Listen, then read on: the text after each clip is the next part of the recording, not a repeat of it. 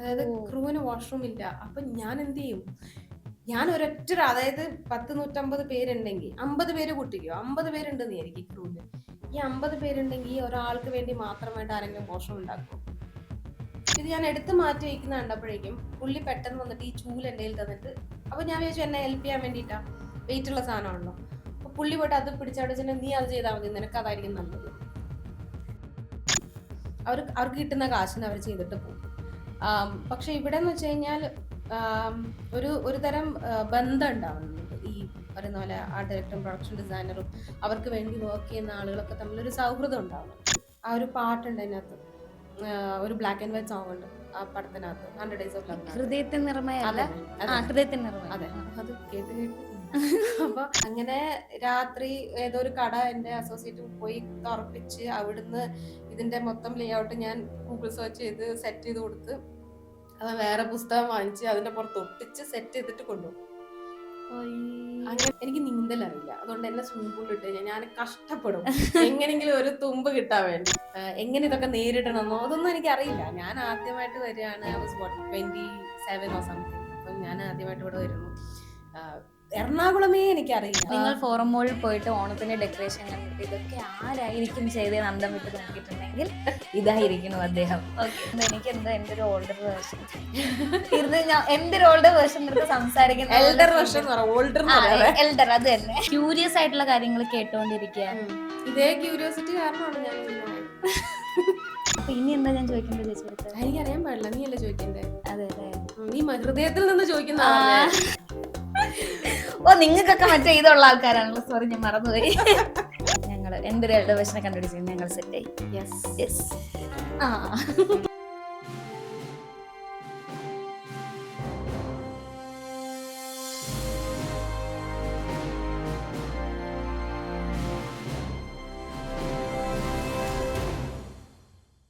Hi, hello and welcome to BTF network. ഇന്നത്തെ എൻ്റെ guest ഒരു പവർഫുൾ ലേഡിയാണ്, ദുന്ദു ചേച്ചി. എന്റെ സ്വന്തം ചേച്ചിയാണ്. നമസ്കാരം ചേച്ചി. നമസ്കാരം.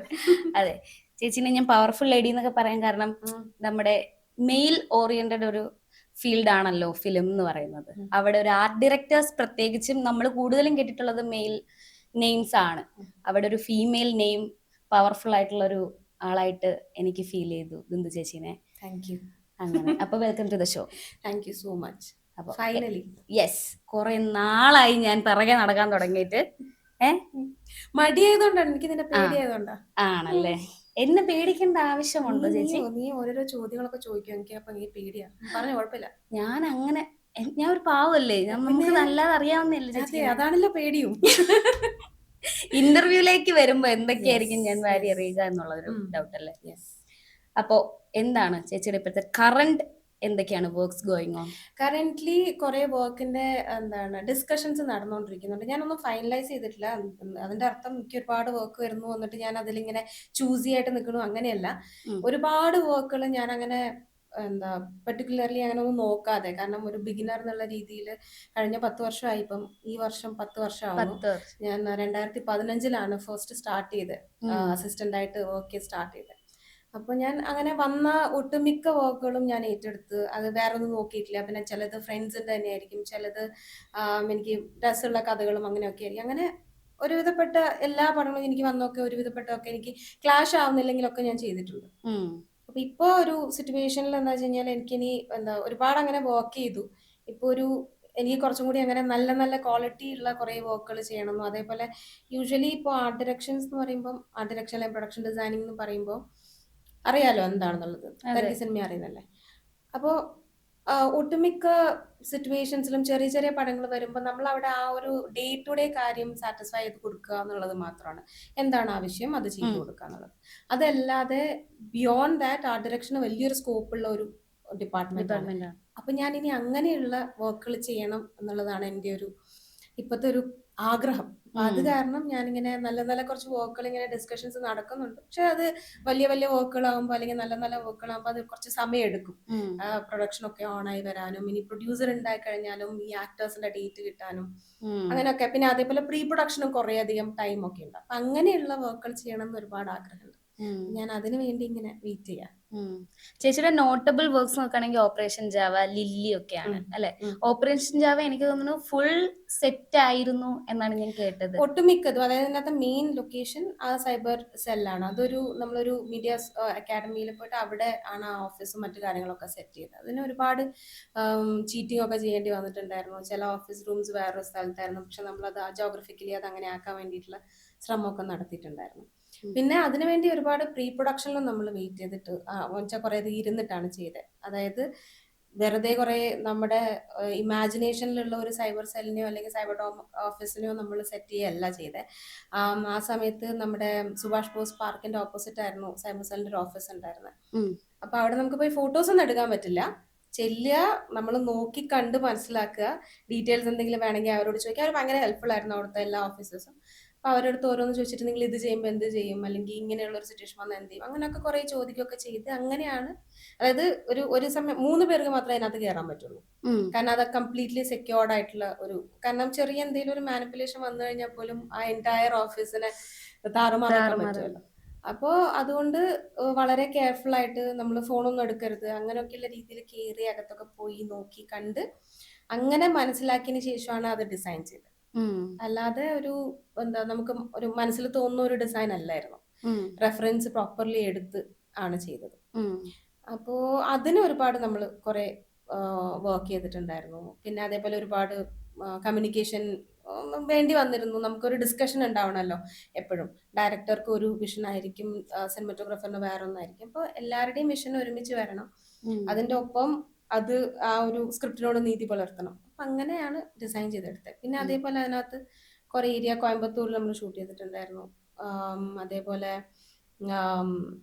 പിന്നെ ഒരു എൻറ്റയർ ഒരു അതായത് അത് 3 സ്റ്റോറീസ് ആയിട്ടാണല്ലോ മെയിൻ ആയിട്ട് പോകുന്നത്. അത് കഴിഞ്ഞിട്ട് ഏറ്റവും അവസാനം ഒരു ആ ഒരു ഫുഡ് ഡെലിവറിയുടെ ഒരു സ്റ്റോറി ഉണ്ടായിരുന്നു. അപ്പം അത് ഇതേപോലെ തന്നെ ഒരു എംപ്റ്റി ആയിട്ടുള്ള ഒരു ഫ്ലാറ്റ് ആയിരുന്നു. അപ്പൊ അത് കംപ്ലീറ്റ്ലി നമ്മൾ സെറ്റപ്പ് ചെയ്തെടുക്കുക ചെയ്തത്. അവിടെ എന്താ കഥയ്ക്ക് അനിവാര്യമായ ചില ആവശ്യങ്ങളൊക്കെ ഉണ്ടായിരുന്നു. അപ്പൊ അതിനനുസരിച്ച് വേറെ രീതിയിൽ അതിന്റെ സ്ട്രക്ചറിനൊക്കെ ചെറുതായി ചേഞ്ച് ചെയ്ത് അങ്ങനെയൊക്കെ ആയിരുന്നു ചെയ്തത്. ഒക്കെ വലിയൊരു എക്സ്പീരിയൻസ് ആയിരുന്നു. ആ സമയത്ത് ഞാൻ വളരെ പുതിയതായിരുന്നു ഇൻഡസ്ട്രിയിലാണെങ്കിലും. അപ്പോൾ ചില സമയത്തൊക്കെ ഞാനിങ്ങനെ വിളിച്ച് എൻ്റെ ആർട്ട് ഡയറക്ടേഴ്സ്, എൻ്റെ കൂടെ ഞാൻ വർക്ക് ചെയ്ത ആർട്ട് ഡയറക്ടേഴ്സിനൊക്കെ വിളിച്ചിട്ട് ഇതിനെന്താ ചെയ്യേണ്ടതെന്നൊക്കെ വിളിച്ച് ചോദിക്കും. എന്നിട്ട് പിന്നെ എന്താ നമുക്കപ്പോൾ ചിലപ്പോൾ അങ്ങനെ ചെയ്യാനുള്ള ഒരു ബഡ്ജറ്റ് ഉണ്ടാവില്ല. അപ്പോൾ ഇനി അതിന് പകരം എന്ത് ചെയ്യണം എന്നിങ്ങനെ ആലോചിക്കും. എന്നിട്ട് നമ്മൾ അങ്ങനെ കുറെ റെഫറൻസസ് ഒക്കെ എടുക്കും. എന്നിട്ട് അങ്ങനെ കുറെ റിസർച്ച് ഒക്കെ ചെയ്തിട്ട് ഓക്കെ എന്നാൽ നമുക്ക് ഇങ്ങനെ ചെയ്താൽ ചിലപ്പോൾ നമുക്ക് ഇത് വർക്ക് ചെയ്തെടുക്കാൻ പറ്റും എന്നുള്ള രീതിയിൽ അങ്ങനെയൊക്കെ ചെയ്തിട്ട്. അത് ലില്ലിയിലും അങ്ങനെയായിരുന്നു. ലില്ലിയിലും ഒരു പോയിന്റ് കഴിഞ്ഞപ്പോൾ ഞങ്ങളുടെ ബഡ്ജറ്റ് തീർന്നു.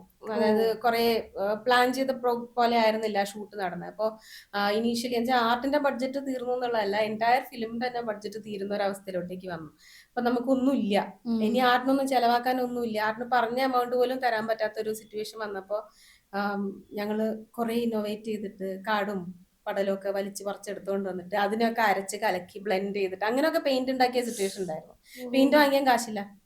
അപ്പോ വാങ്ങിയാൻ കാശുണ്ടായിരുന്നില്ല. ഒരു തന്നെ ക്രിയേറ്റ് ചെയ്യും. അതായത് നമ്മൾ മണ്ണും ചളിയും ഒക്കെ എടുത്ത്, കാരണം ഒന്നാമത് അതൊരു ഡേർട്ടി ആയിട്ടുള്ള ഒരു ഇതായിരുന്നല്ലോ.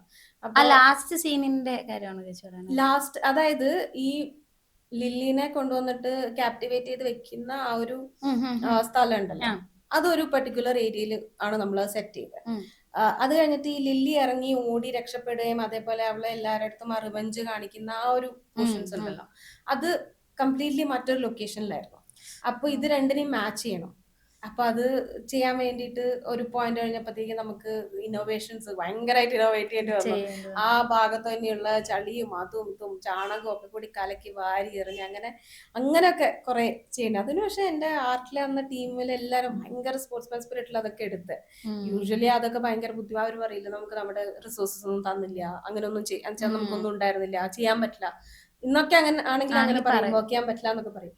പക്ഷെ അന്ന് അവര് എന്താ നമുക്ക് ചെയ്യാം, നമുക്കത് ചെയ്യാം, ഇത് ചെയ്യാം. എന്നിട്ട് ചില ദിവസങ്ങളിൽ ഞാൻ അപ്പൊ എന്തെങ്കിലും ഒന്ന് വേണമെന്ന് പറഞ്ഞിട്ടുണ്ട്. അപ്പൊ ഞാൻ കിടന്ന് ഓടുമായിരിക്കും ആ ഒരു പെർട്ടിക്കുലർ സാധനം എടുത്തുകൊണ്ട് അവർക്ക് എത്തിക്കണമല്ലോ ഡമ്മി ആർട്ടിസ്റ്റിനൊക്കെ വേണ്ടിയിട്ട്. അപ്പൊ ഞാൻ അവിടെ സാധനങ്ങളൊക്കെ അയ്യോ ചേട്ടാ കിട്ടിയില്ല, ഇനിയിപ്പോ എന്ത് ചെയ്യും, നമുക്ക് വേറൊരു കാര്യം ചെയ്താലോ എന്ന് ഞാൻ ചോദിക്കുമ്പോഴേക്കും പുള്ളി ആ വേറെ കാര്യം ചെയ്തിട്ടുണ്ട്. അപ്പൊ അങ്ങനെയൊക്കെ ഭയങ്കര കോപ്പറേറ്റീവ് ആയിരുന്നു ടീം മൊത്തം. അപ്പൊ അതുകൊണ്ട് കുറേ അധികം എന്താ ഭയങ്കര എൻജോയ് ചെയ്തിട്ട് വർക്ക് ചെയ്യാൻ പറ്റിയിട്ടുണ്ടായിരുന്നു. ചേച്ചി കുറച്ച് മൂവീസേ അസിസ്റ്റ് ചെയ്തുള്ളൂ തോന്നുന്നു അല്ലേ? അത് കഴിഞ്ഞിട്ട് നേരെ ഇൻഡിപെൻഡന്റ് ആവുകയാണ് ചെയ്തത്. ആദ്യത്തെ വർക്ക് ഓപ്പറേഷൻ ജാവയ ലില്ലിയായിരുന്നു. ഇൻഡിപെൻഡന്റ് ആയിട്ട് ഞാൻ ചെയ്തത് ഒരു ഹിന്ദി ഇംഗ്ലീഷ് വെബ് സീരീസ് ആയിരുന്നു. അത് ഞാൻ ബാംഗ്ലൂർ ആയിരുന്നു ബേസ്ഡ് ഉണ്ടായിരുന്നത് കുറെ കാലം. ഞാൻ എന്തൊക്കെയോ പഠിച്ചിട്ടുണ്ടായിരുന്നു. അത് കഴിഞ്ഞിട്ട് ഫൈനലി എത്തിപ്പെട്ട സ്ഥലം ബാംഗ്ലൂർ ആയിരുന്നു. അപ്പൊ അവിടെ എന്റെ കോഴ്സ് കഴിഞ്ഞിട്ട് അതിന്റെ ഫൈനൽ സ്റ്റേജിലായിരുന്നു ഞാൻ 100 Days of Love അസിസ്റ്റ് ചെയ്യാൻ വേണ്ടി വരുന്നത്. അതിനുശേഷം ഞാൻ വീണ്ടും ബാംഗ്ലൂർ തന്നെയായിരുന്നു. എനിക്ക് അതല്ലാതെ അതായത് ഒരു ഫോട്ടോഗ്രാഫിയുടെ ഒരു ഗ്രൂപ്പ് ഉണ്ടായിരുന്നു ഞങ്ങളുടെ. അപ്പൊ ഞങ്ങള് കാൻഡിഡ് ഫോട്ടോഗ്രാഫി ഒക്കെ ചെയ്യായിരുന്നു. കുറെ വെഡിങ്സ് ഒക്കെ ചെയ്തിട്ടുണ്ടായിരുന്നു ഒരു സൗത്ത് ഇന്ത്യയിൽ കുറെ സ്ഥലങ്ങളിൽ, ഹൈദരാബാദും ഒക്കെ. അപ്പോ അതൊക്കെ ചെയ്തുകൊണ്ടിരിക്കുന്ന സമയത്ത് ഇതേപോലെ ഒരു പ്രാവശ്യം ഇങ്ങനെ ഒരു വെബ് സീരീസിന് വേണ്ടിയിട്ട് എൻ്റെ ഒരു ഫ്രണ്ടിന്റെ തന്നെ വേറൊരു ഫ്രണ്ട്, പുള്ളിക്കാരി റൈറ്ററാണ്, അങ്ങനെ രൂപ റാവു എന്ന് പറയുന്ന ഒരു കന്നഡിക, പുള്ളിക്കാരിക്ക് വേണ്ടിയിട്ട് അവരുടെ വെബ് സീരീസിന് വേണ്ടിയിട്ടാണ് ഞാൻ ഫസ്റ്റ് ടൈം ഇൻഡിപെൻഡന്റ് ആയിട്ട് ആർട്ട് വർക്ക് ചെയ്യുന്നത്. ഭയങ്കര പേടിയൊക്കെ ഉണ്ടായിരുന്നു. പക്ഷെ ഞങ്ങൾ എല്ലാരും കൂടി, ഫ്രണ്ട്സ് എല്ലാരും കൂടി ഒരുമിച്ച് കുറെ ഒരുമിച്ച് സോഴ്സ് ചെയ്ത് പല അതായത് ഞങ്ങളുടെ തന്നെ വീടുകളിൽ നിന്നൊക്കെയാണ് അന്ന് സോഴ്സ് ചെയ്തിട്ടുണ്ടായിരുന്നത്. പിന്നെ കുറച്ചൊക്കെ എമൗണ്ട് ഉണ്ടായിരുന്നു. അപ്പൊ അത് വെച്ചിട്ട് ആംബിയൻസ് ക്രിയേറ്റ് ചെയ്യാൻ, അത് ബേസിക്കലി 80s ആൻഡ് 90s നടക്കുന്ന ഒരു സ്റ്റോറി ആയിട്ടാണ്. അപ്പോ അത് ആ ഒരു ടൈം പീരീഡ് കാണിക്കാൻ വേണ്ടിയിട്ട് നമ്മൾ കുറച്ചധികം സാധനങ്ങളൊക്കെ വാങ്ങിക്കേണ്ടി വന്നിരുന്നു. അപ്പൊ അതിനൊക്കെ വേണ്ടി കുറച്ചൊരു ബഡ്ജറ്റ് ഉണ്ടായിരുന്നു. അങ്ങനെ അതൊക്കെ ഈ പഴയ കുറെ സ്റ്റോഴ്സ് ഉണ്ട് ബാംഗ്ലൂരിൽ, ഉള്ളോട്ടൊക്കെ പോയി കഴിയുമ്പോൾ. സോറി. അപ്പോ അങ്ങനെയുള്ള സ്റ്റോഴ്സ് ഒക്കെ കണ്ടുപിടിച്ച് അവിടത്തോട്ടേക്കൊന്നും വണ്ടി പോകില്ല. അങ്ങനെയൊക്കെ പോയി 90s ഓർമ്മിപ്പിക്കുന്ന കുറെ ഐറ്റംസ് ഒക്കെ കൊണ്ടുവന്ന് വെച്ച് അങ്ങനെയൊക്കെ അത് ചെയ്തെടുത്തു. അതിനുശേഷം മലയാളത്തിൽ ഞാൻ ഫസ്റ്റ് ചെയ്യുന്നത് അക്രോസ് ദി ഓഷ്യൻ എന്ന് പറയുന്ന ഉമാ കുമരപുരം സിനിമാറ്റോഗ്രാഫറാണ്, പുള്ളിക്കാരി ചെയ്ത ഒരു വർക്ക് ഉണ്ടായിരുന്നു. അത് ഫെസ്റ്റിവൽസിന് വേണ്ടിയാണ് മൂവിയായിരുന്നു. അങ്ങനെയാണ് പിന്നീട് ലില്ലിയിലോട്ടേക്ക് വരുന്നത്. അപ്പൊ അവർക്കൊരു ഫീമെയിൽ ആർട്ട് ഡയറക്ടർ വേണമായിരുന്നു പ്രക്ഷോഭന്. മലയാളത്തിൽ അന്ന് ആർക്കൂടെ ഒരു ഫീമെയിൽ ആർട്ട് ഡയറക്ടർ മാത്രമേ ഉണ്ടായിരുന്നു. അത് ജയശ്രീയാണ്, പ്രൊഡക്ഷൻ ഡിസൈനർ. ഈ പിസ്സ എന്ന് പറയുന്ന മൂവിയും അതേപോലെ ചാർലി ഒക്കെ ചെയ്ത്. പക്ഷെ അവരൊരു എന്താ പറയാ, ഒരു ഹൈ ബഡ്ജറ്റ് മൂവീസ് ഒക്കെ കൂടുതലും ചെയ്യുന്ന അങ്ങനെയുള്ള ഒരു ആർട്ട് ഡയറക്ടറാണ്, ആൻഡ് ഓൾസോ എസ്റ്റാബ്ലിഷ്ഡ് ആ സമയത്ത്. അപ്പൊ നമ്മൾ ഈ ഫ്രഷേഴ്സ് ചെയ്യുന്ന ഒരു പരിപാടിക്കൊക്കെ അവരെ വിളിക്കാന്ന് വെച്ച് കഴിഞ്ഞാൽ ഭയങ്കര എക്സ്പെൻസീവ് ആവല്ലോ. അപ്പൊ അങ്ങനെ വന്നപ്പോ എന്നെ വിളിച്ചു. അങ്ങനെയാണ് ഞാൻ ലില്ലി ചെയ്യാൻ വേണ്ടി വരുന്നത്. ലില്ലി ചെയ്യാൻ വേണ്ടി വരുന്ന സമയത്ത് എനിക്ക് എന്താ പറയാ, അക്ഷരമാല അറിയില്ലേ, ആർട്ട് ഡയറക്ഷന്റെ അക്ഷരമാല മാത്രമേ അറിയുള്ളൂ. എനിക്ക് വേർഡ്സ് അവരെ കൂട്ടി വായിക്കാൻ പോലും അറിയാത്തൊരവസ്ഥയായിരുന്നു. പക്ഷെ എങ്ങനെയൊക്കെയോ ഞാൻ എന്നിട്ട് എനിക്ക് പേടിയുണ്ടായിരുന്നു, ഞാൻ എങ്ങനെ ചെയ്യും. ബാംഗ്ലൂർ ചെയ്യുന്ന സമയത്ത് ഫ്രണ്ട്സ് എല്ലാരും കൂടി ചെയ്യുന്ന ഒരു യൂട്യൂബിന് വേണ്ടി ചെയ്യുന്ന ഒരു സീരീസ് അത്രേ ഉണ്ടായിരുന്നുള്ളൂ. അതിന്റെ സീരിയസ്നെസ് ഉണ്ടായിരുന്നെങ്കിൽ പോലും നമുക്ക് എന്തെങ്കിലും ഒരു തെറ്റ് പറ്റി കഴിഞ്ഞാലും there is nobody to judge you. അപ്പോ ഇവിടെ വന്നപ്പോഴേക്കും പ്രൊഡക്ഷൻ ഉണ്ട്, ബാക്കി എക്സ്പീരിയൻസ്ഡ് ആയിട്ടുള്ള ഒരു വലിയ ക്രൂ ഉണ്ട്. അപ്പോ ബാക്കിയുള്ളതൊക്കെ കുറെ, ഇവൻ പ്രക്ഷോഭ് പോലും ആ സമയത്ത് പുതിയതായിട്ട് ആദ്യമായിട്ട് ചെയ്യാണ്. അവനും അങ്ങനെ അധികാരം അസിസ്റ്റ് ചെയ്തിട്ടില്ല. അപ്പൊ അവന്റെ ഭാഗത്ത് തെറ്റ് പറ്റി കഴിഞ്ഞാലും ഹീൽ അണ്ടർസ്റ്റാൻഡ്. ഇപ്പൊ എന്റെ ഭാഗത്ത് തെറ്റ് പറ്റി കഴിഞ്ഞാലും ഹീൽ അണ്ടർസ്റ്റാൻഡ്. പക്ഷേ ബാക്കിയുള്ള ആളുകളുണ്ടല്ലോ, പ്രൊഡക്ഷനൊക്കെ ഉണ്ടല്ലോ, അങ്ങനെയൊക്കെ വരുമ്പോഴത്തേക്കും കുറച്ചൊരു പേടിയൊക്കെ ഉണ്ടായിരുന്നു. അപ്പൊ ഞാനിങ്ങനെ വിളിച്ചിട്ട്, നിമേഷ് താനൂറാണ് ഇപ്പൊ ബബ്ബയൊക്കെ ചെയ്ത അദ്ദേഹം ആയിരുന്നു എന്റെ ഗുരു എന്ന് പറയുന്നത്. എന്നുവെച്ചാൽ അജയ് മാങ്ങാട് സാറിന്റെ കൂടെയാണ് ഞാൻ സ്റ്റാർട്ട് ചെയ്തെങ്കിലും കൂടുതലും വർക്ക് ചെയ്ത നിമേഷന്റെ കൂടെ.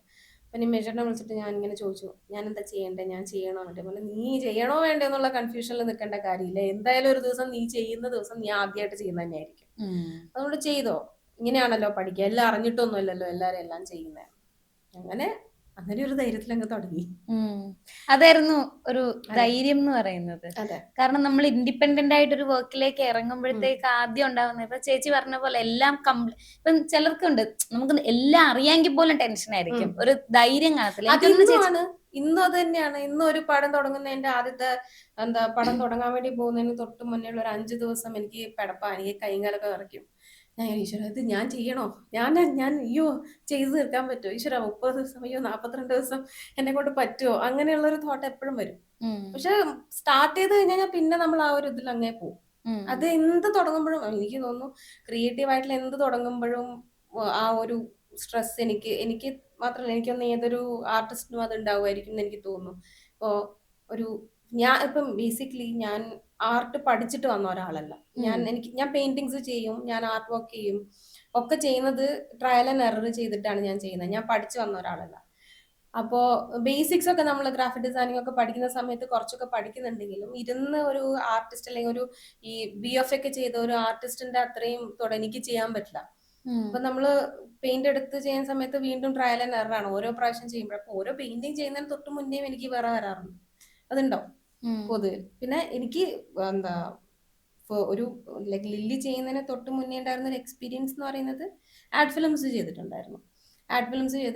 കോർപ്പറേറ്റ് വീഡിയോസ് ഒക്കെ ചെയ്തിട്ടുണ്ടായിരുന്നു അതിന് തൊട്ട് മുന്നേ.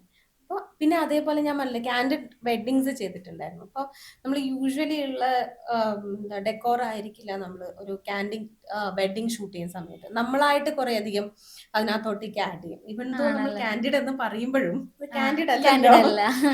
പക്ഷെ ഇപ്പൊ നമ്മൾ അങ്ങനെയുള്ള കുറച്ച് ഇതൊക്കെ ചെയ്ത് പ്രോപ്പർട്ടി ഒക്കെ വെച്ച് സെറ്റ് ചെയ്തിട്ട് അതെ. പിന്നെ അതേപോലെ നല്ലൊരു ഏരിയ നോക്കി ആ ഏരിയയിലോട്ടേക്ക് നമുക്ക് ആഡ് ചെയ്യാൻ പറ്റുന്ന എന്തെങ്കിലും എലമെന്റ് ആ വീട്ടിൽ നിന്ന് എടുത്തുകൊണ്ട് വന്ന് വെച്ച് അങ്ങനെയൊക്കെ ആണ് പലപ്പോഴും ചെയ്തിട്ടുള്ളത്. അപ്പോ അങ്ങനെയൊക്കെയുള്ള ചെറിയ ചെറിയ എക്സ്പീരിയൻസ് മാത്രമായിരുന്നു ഉണ്ടായിരുന്നത്. അതിനുശേഷം പിന്നെ ആഡ് ഫിലിംസ് ഒക്കെ ചെയ്യുമ്പോൾ കുറച്ചുകൂടി കൂടുതൽ എന്താ ആഡ് ഫിലിംസ് ചെയ്യുമ്പോൾ പിന്നെ നമുക്ക് എന്താ എററിനുള്ള ഒരു സ്കോപ്പ് ഇല്ല. ആകെ 3 ദിവസം അങ്ങനെയൊക്കെ ഉണ്ടാവുള്ളൂ ഷൂട്ട്. ആൻഡ് പ്രെപ് ടൈം ഉണ്ടാവും. പിന്നെ നമ്മുടെ കയ്യിൽ ആവശ്യത്തിന് ബഡ്ജറ്റും ഉണ്ടാവും.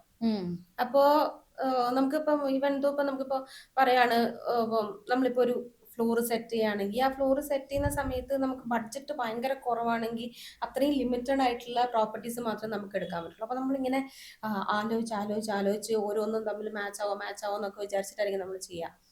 പക്ഷെ നമുക്ക് ബഡ്ജറ്റ് ഉണ്ടെങ്കിൽ കുഴപ്പമില്ല അതെടുത്തോളൂ ഇതെടുത്തോളൂ എന്ന് വെച്ച് നോക്കാം, കുഴപ്പമില്ല എന്നുള്ള ഒരു ലിബർട്ടി ഉണ്ടല്ലോ. അപ്പോ അതുണ്ടായിരുന്നു. പക്ഷെ സിനിമയിലോട്ടേക്ക് വരുന്ന സമയത്ത് നമ്മൾ മാത്രമല്ല ഈ 30 ദിവസം കാൽക്കുലേറ്റ് ചെയ്യണം. ഈ 30 ദിവസത്തെയും ഷൂട്ട് ഇപ്പൊ 30 ദിവസം നമ്മൾ ഒരു ആവറേജ് ടൈം വെക്കുകയാണെങ്കിൽ ആ 30 ദിവസം എന്തൊക്കെ ഓരോ ദിവസവും എന്തൊക്കെ ഷൂട്ട് വരുന്നുണ്ട്, ആ ഷൂട്ടിന് ഒക്കെ ഉള്ള ബഡ്ജറ്റ് നമ്മൾ കാൽക്കുലേറ്റ് ചെയ്ത് വെച്ച് കഴിഞ്ഞാൽ മാത്രമാണല്ലോ നമുക്ക് എൻഡ് വരെ നമുക്ക് ആ ബഡ്ജറ്റ് കയ്യിൽ ഒതുങ്ങുള്ളൂ. അപ്പൊ അതൊക്കെ കുറച്ച് ട്രിക്കി ആയിരുന്നു.